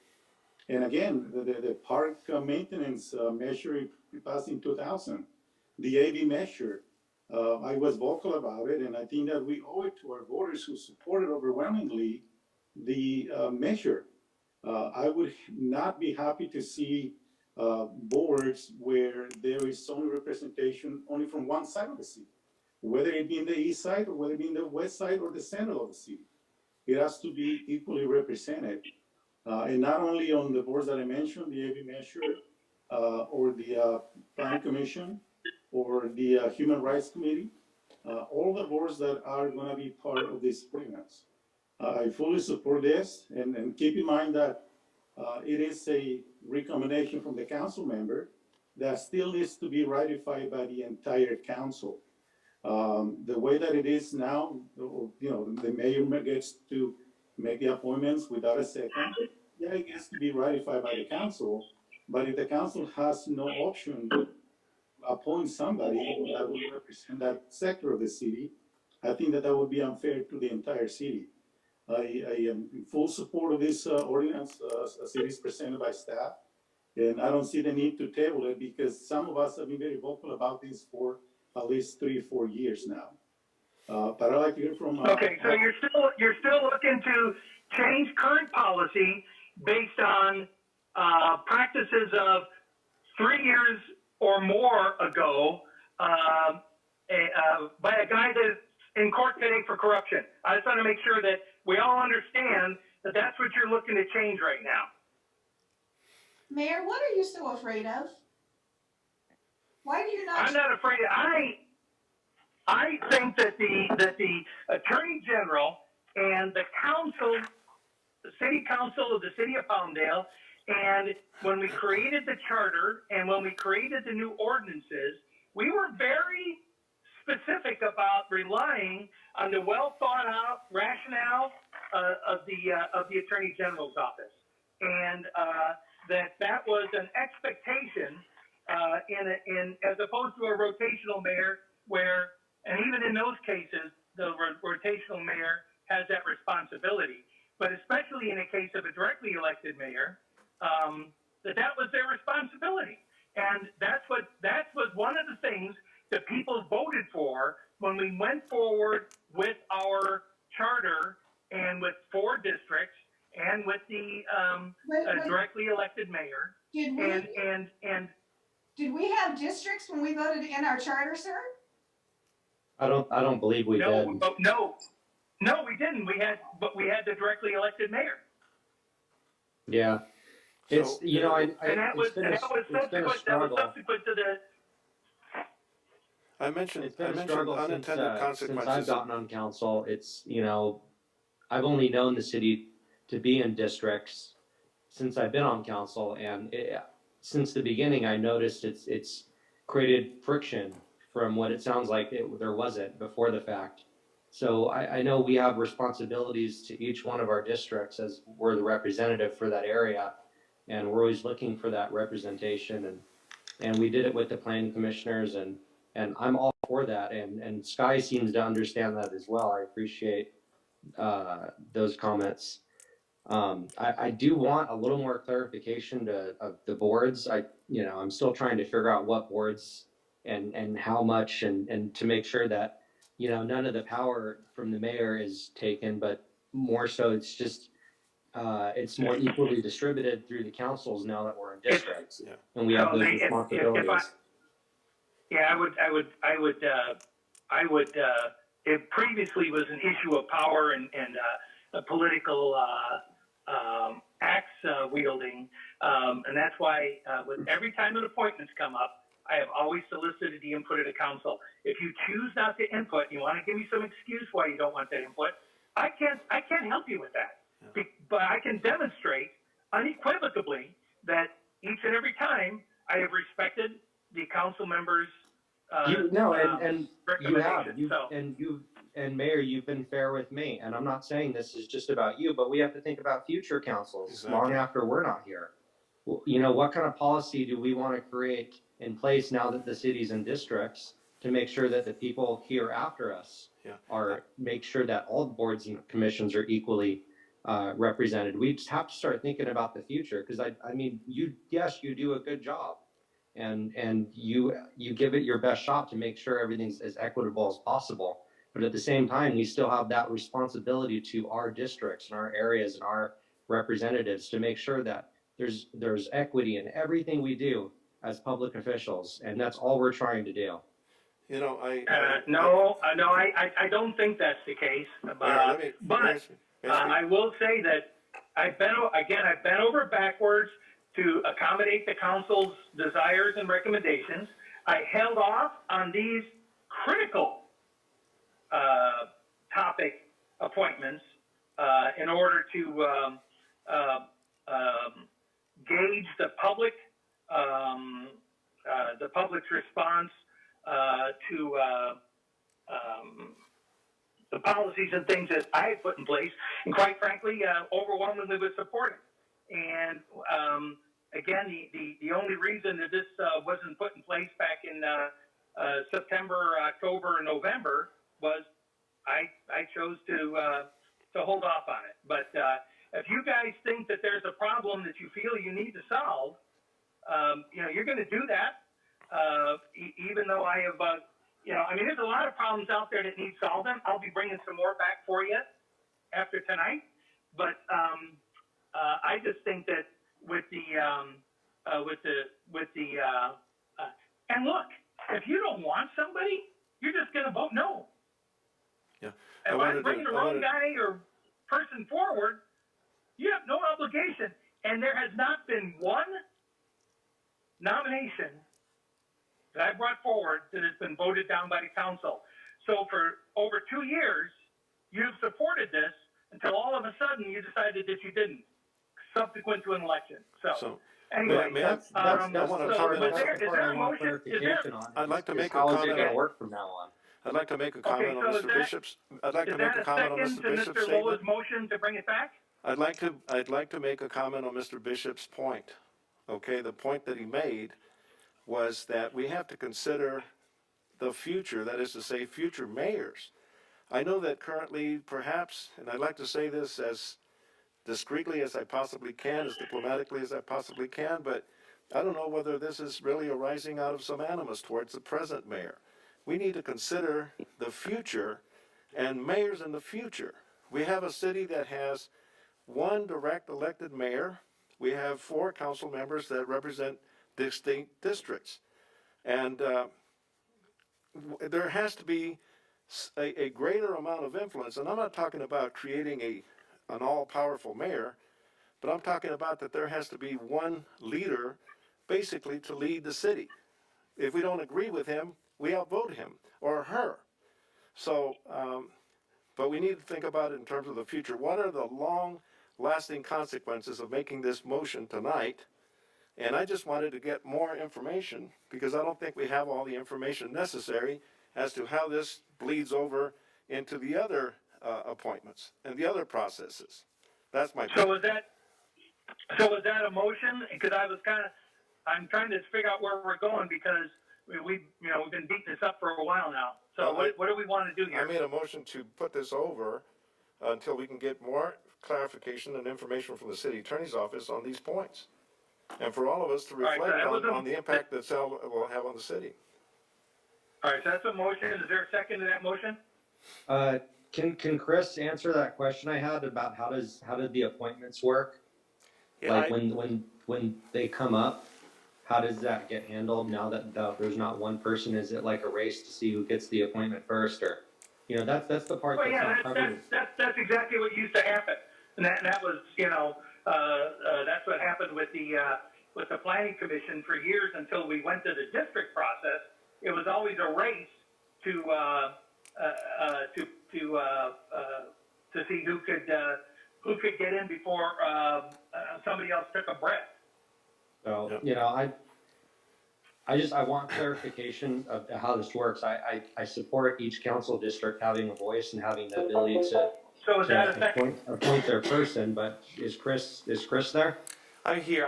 When you first asked the question, there was talking over you. So if you could clarify your question, I'm happy to answer it. How does the appointment process work now that the council has the opportunity to appoint their own person in their district? How does it work when there's only one spot or one opportunity available, and usually the mayor would just appoint? how does this, I want to make sure that it's still equitable each way, you know what I mean? So that way, if there's only one board or two appointments or something like that, you know, one person gets it in District 2 and the other gets it in District 1 or District, you know, and then the other two districts are left out. That's a good So question. how, The ordinance was written with that reflection in mind, specifically so that we don't unduly bind the hands of the city council, where the city council still has absolute control over the appointment process. Whereas as opposed to taking a position that we did with the planning commission, where it's specifically by district, what we've done is the vesting is with the city council to make appointments. There is no stopgap going forward in the future to prevent or really to ensure exactly what you described, where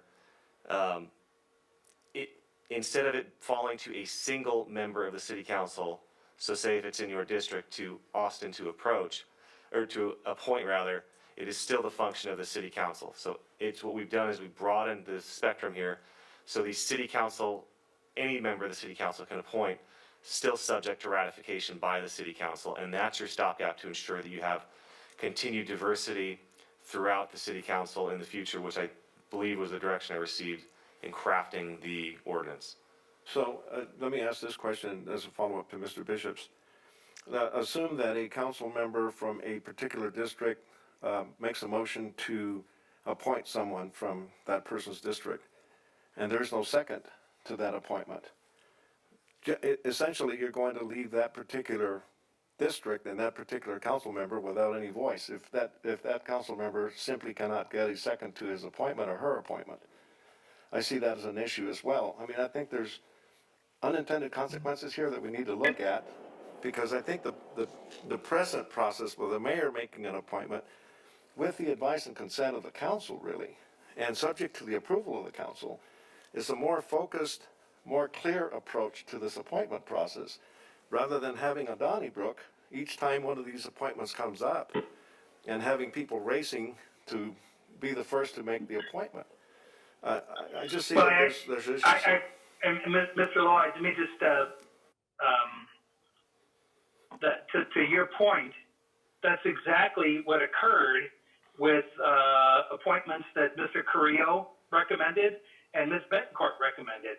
And I had quite a bit of input against making those nominations. I stood by my council members and made those. I lost some supporters over that, but I respected my council members. And I think that I have demonstrated I have the ability to do that. And, you know, it just, I think you were on point about some of the motivations you spoke to. But anyways, so you made a motion. Was there in fact a second or not a second? The motion was to put it over. For additional input from the city council on the points that have been raised here in the questions. I'm not certain. I just want a little more clarification on which specific boards this will affect, to make sure that it is equitable for whatever boards this affects. You know what I mean? So, for example, is that a second? Is that a second to put it over then to March or to the next available point with the that's staff? That's a second because I want. That's a second only because I want more information to clarify which boards this affects, and I want to make sure that the boards that we do make sure that council has that discretion, that it's fair and balanced, and that no other districts will be left out. I have a list of City Clerk, can you please call the roll on that motion and second, please? Wasn't the city attorney about to say something? to answer Mr. Bishop's question, I have a list if that would help, but if you would like a comprehensive report, we could bring it back at a later date, whatever it is it suits. Yeah, there's a motion on the floor. City Clerk, can you go ahead and we'll call the roll? Mayor Hoffbauer, Aye. Mayor Pro Tem Betancourt, No. Councilmember Carrillo, No. Councilmember Loa, Yes. and Councilmember Bishop. Yes. All right. I would ask So we will we'll continue kicking the can down the alley on this issue. Mayor. And we'll get some better clarification from the city attorney on this. And I'll be happy to provide some more material for the rest of the council. Yeah, Looking at my agenda, I'm looking at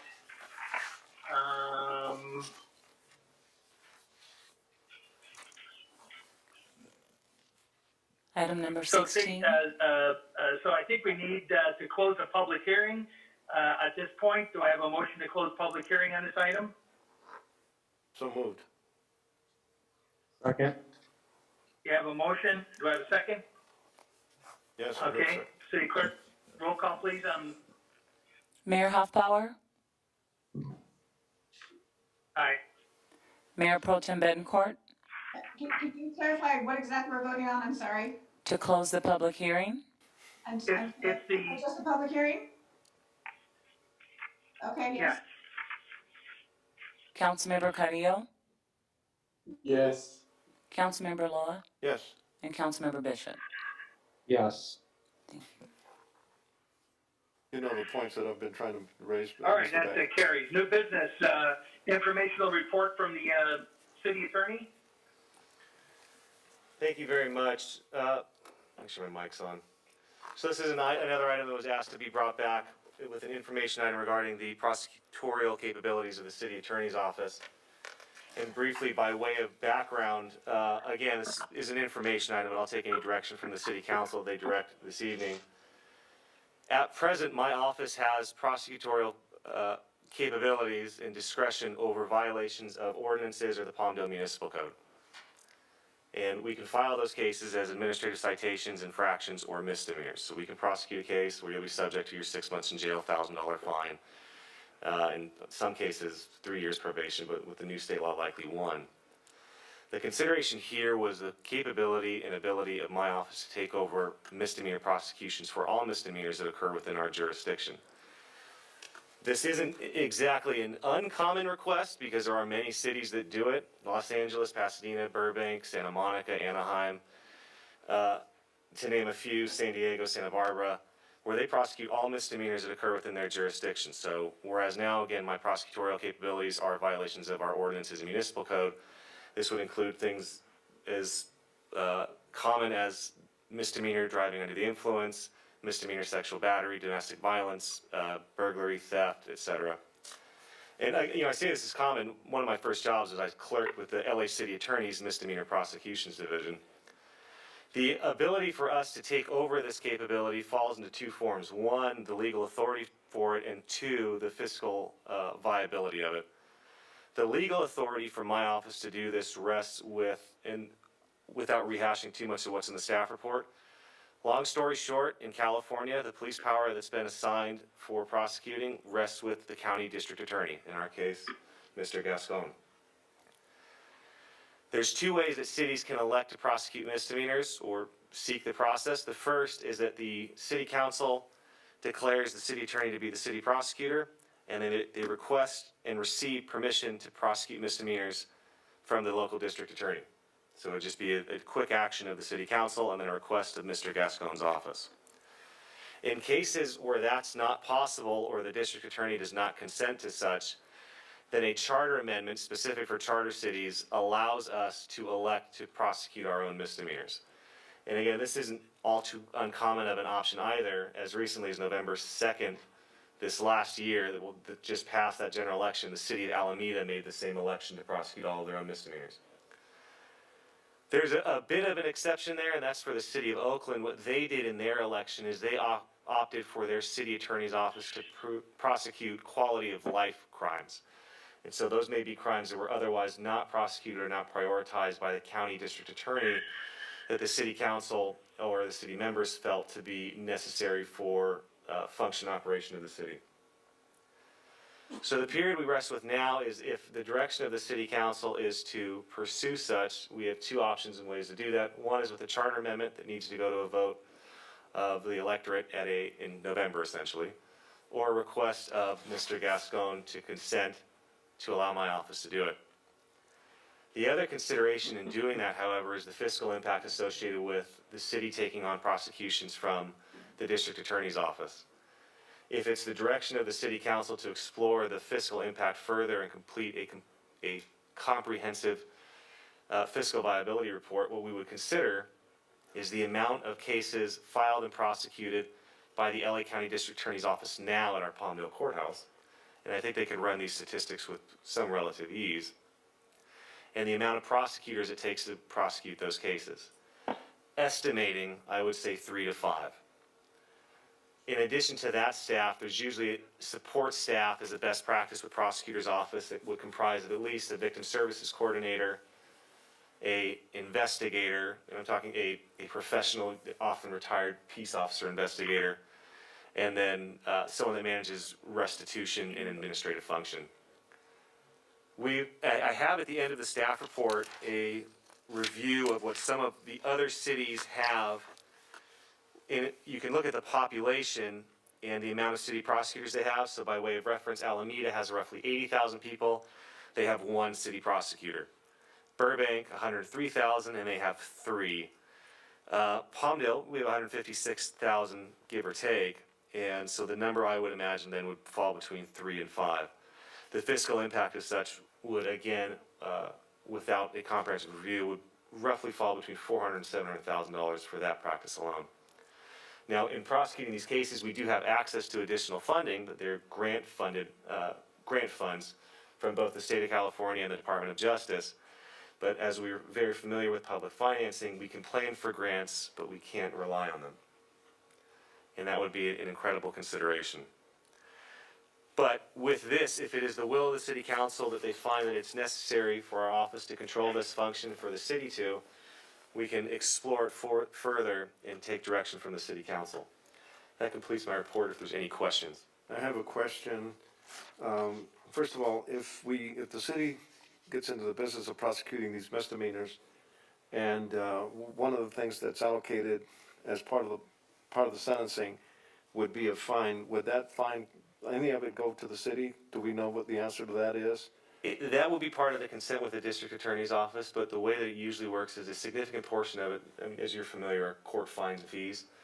And the portion that's paid back into our system isn't something that I would rely on for funding. I would consider this to be a cost center going forward, and thereafter look for ways to fill that back. Okay, and the other question that I have, you're thinking it would take 3 to 5 prosecutors to prosecute misdemeanors from within the city?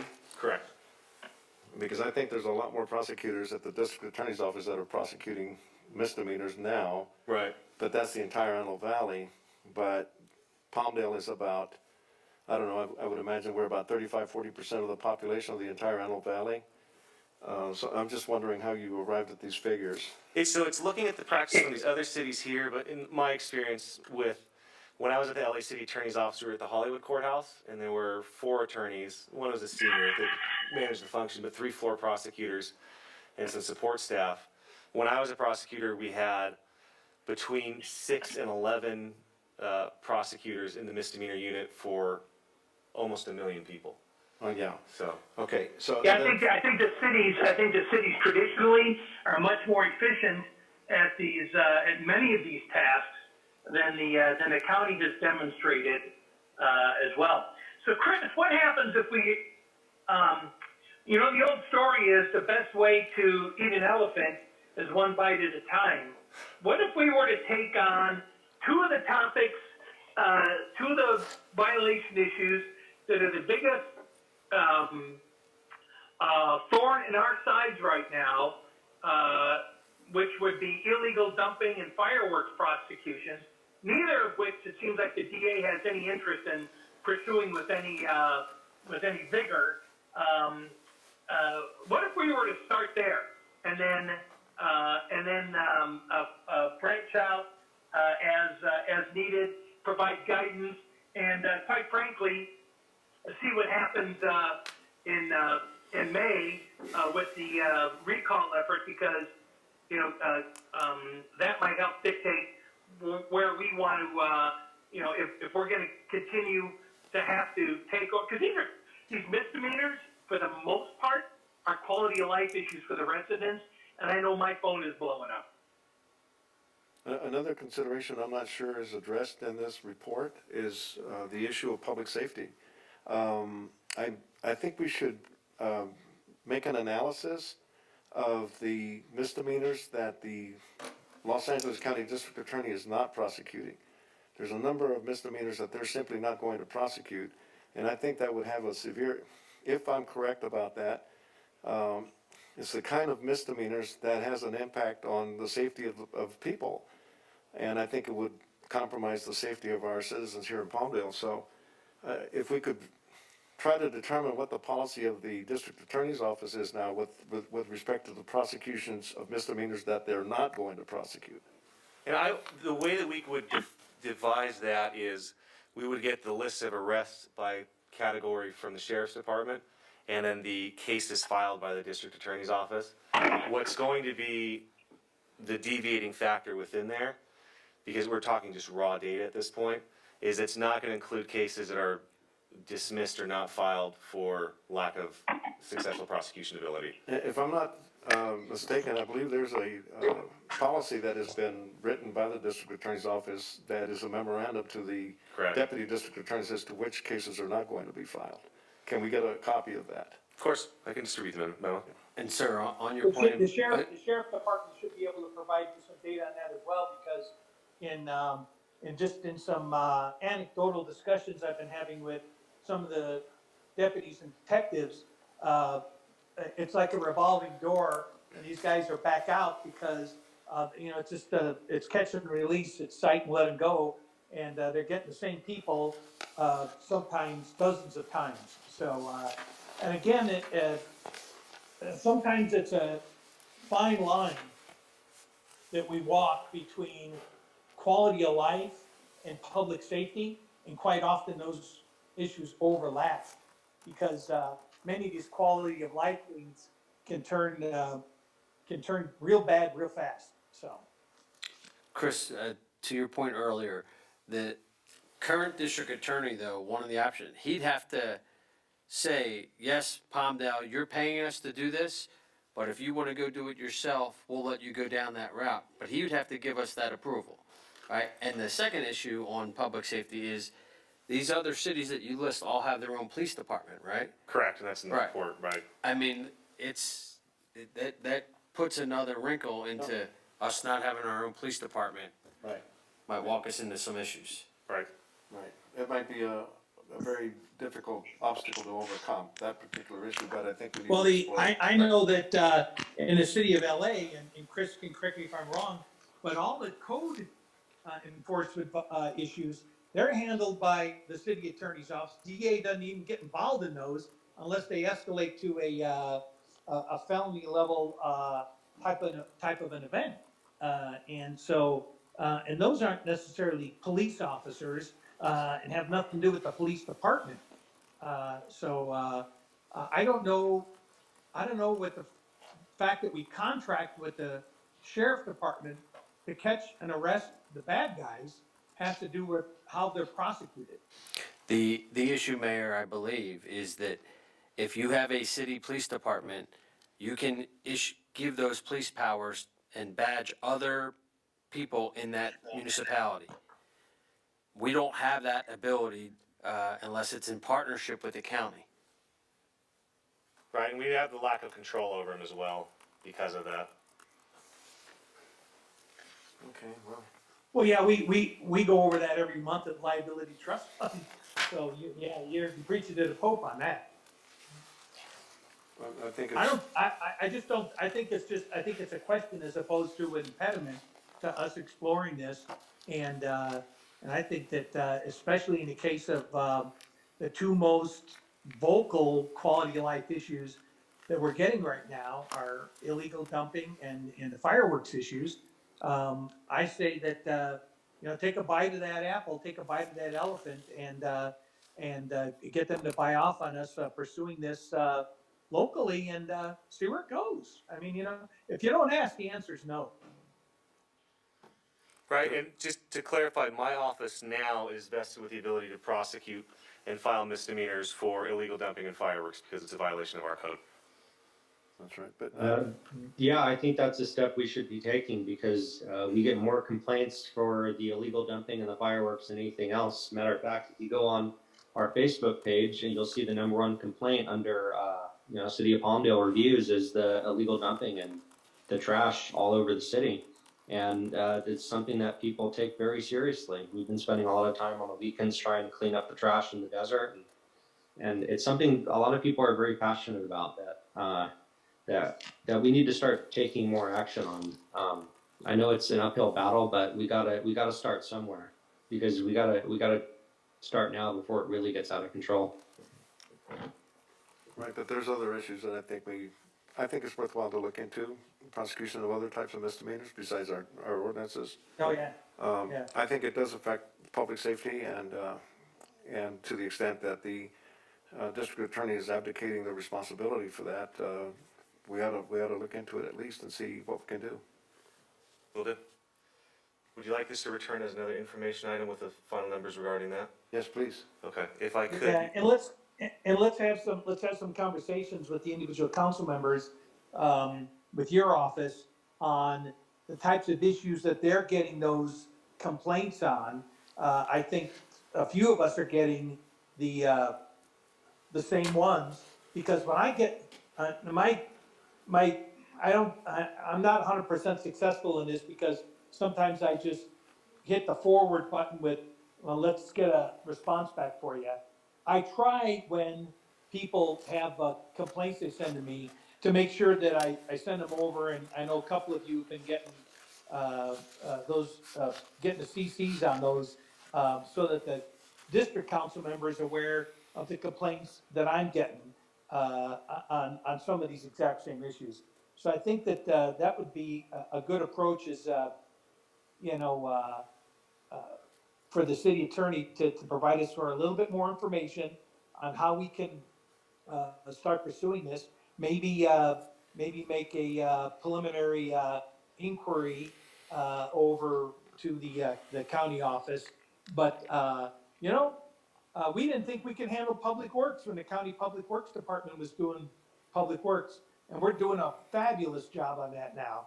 And we had the same issue with the way the county was dealing with animal control, and we're probably going to be coming back very soon here with a hybrid on that. I don't think this is a whole lot different from a broad philosophical standpoint. So. Okay, just to manage the expectation, I'll bring it back, because I'll require information from outside partners, both the sheriff's department and the district attorney's office. This likely won't come back at March 2nd, because I want to be able to return with a comprehensive report of what the impact would be. Yeah, Because I would also informed say decision. that we probably won't have a real clear map of where we're gonna wanna go with this until after we see what happens, because I know there's again, there's this recall effort that's ginning up, and if he's there, we're gonna have to deal with him. If he's not, we gotta deal with the next guy. So I'd rather just make sure that we continue to make headlong progress without having to go all over the place depending on who the guy there is this week. Does that make sense? Yes. Okay. Thank you, Chris. I appreciate you digging into this. I know it's overwhelming, but I know there's a lot of people that are passionate about this and upset about it. So I appreciate you taking the time to listen to council on these matters. Thank you. Yeah, likewise. Yep. Okay, anything else on this item? Not on this item, no. Is there a vote required? Nothing, just an information item. I'll bring back further information in the future. Thank you very much for the time. I do want to raise, if it's appropriate at this moment, I received some information regarding the economic benefit that would be given to our city manager in the form of a mortgage that would be funded by the city. And the scant information that I have on it gives me concern. I thought we were talking about, I don't want to get into details because I don't want to do that, but I do want to have that matter brought before the council because of Let's- the scope that's being proposed. Yeah, let's go ahead and bring back item 26.2 from the February 2nd meeting, the employment agreement to JJ Murphy for the next meeting, please. I agree with that. March 2nd? Yes. All right, I don't know that, do we need to do that, or, it was my intention to circulate the document, receive that input, and follow the council's previous direction, and, continue the discussion with Mr. Murphy and, Ms. Ritchie on this thing. Here's what I could say, this city council doesn't have protocol. And we certainly won't be discussing an item that's not on the agenda here. The baseline when a member wishes to add an item to a future agenda is to propose it as a motion, request a second, have the second be called for, vote on it, no further discussion, but that's the direction to staff. I'll take Mr. Bishop's as a motion and I'll second it. So just for clarification, Mr. Lowe, I think you mentioned that you had some information. Can that be shared with the rest of the council? I Not at think this that's time. not appropriate at this time, but that would be the purpose of putting this on the agenda for the next time, for March 2nd. And in between here and then, I think we could probably work out the details that are appropriate for our city manager and for our citizens and for our general fund. So, Okay. yeah. So, I would yield to Mr. Bishop the way he stated it, because he stated a particular item on an agenda in a previous council meeting, and I would second his motion.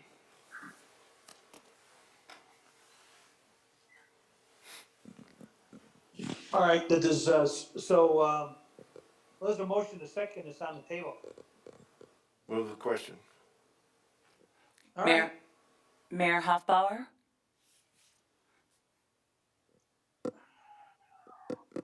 Okay, aye. Mayor, can you hear us? I'm sorry, we Yes. didn't. Okay, thank you. Mayor Pro Tem Betancourt? I just want to make sure that I'm voting on what I think I'm voting on. This is just to review the additional documents that Lois says he has at the next meeting, or to go over the whole contract agreement with JJ.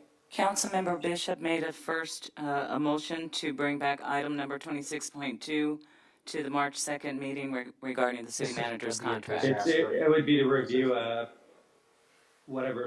would be to review to talk about whatever Mr. Loa has to talk about. It's the loan documents. That's correct, it's loan documents. Okay. All right. So we're voting just yes to review the loan documents. Is that correct? City Attorney? That's it. The most, if you're recalling item 26.2, which was essentially that. Okay. Yes. Councilmember Carrillo? Yes. Councilmember Bishop? Yes. And Councilmember Loa? Yes. Mayor Hoffbauer? Just want to make sure. Yes, ma'am. Thank you.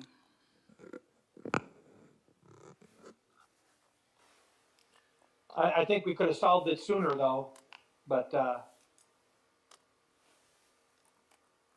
Does this, I'm hoping that this isn't gonna impact his ability to buy a home while we're in limbo here for, it's exactly what's gonna happen, but we voted, so anyways, all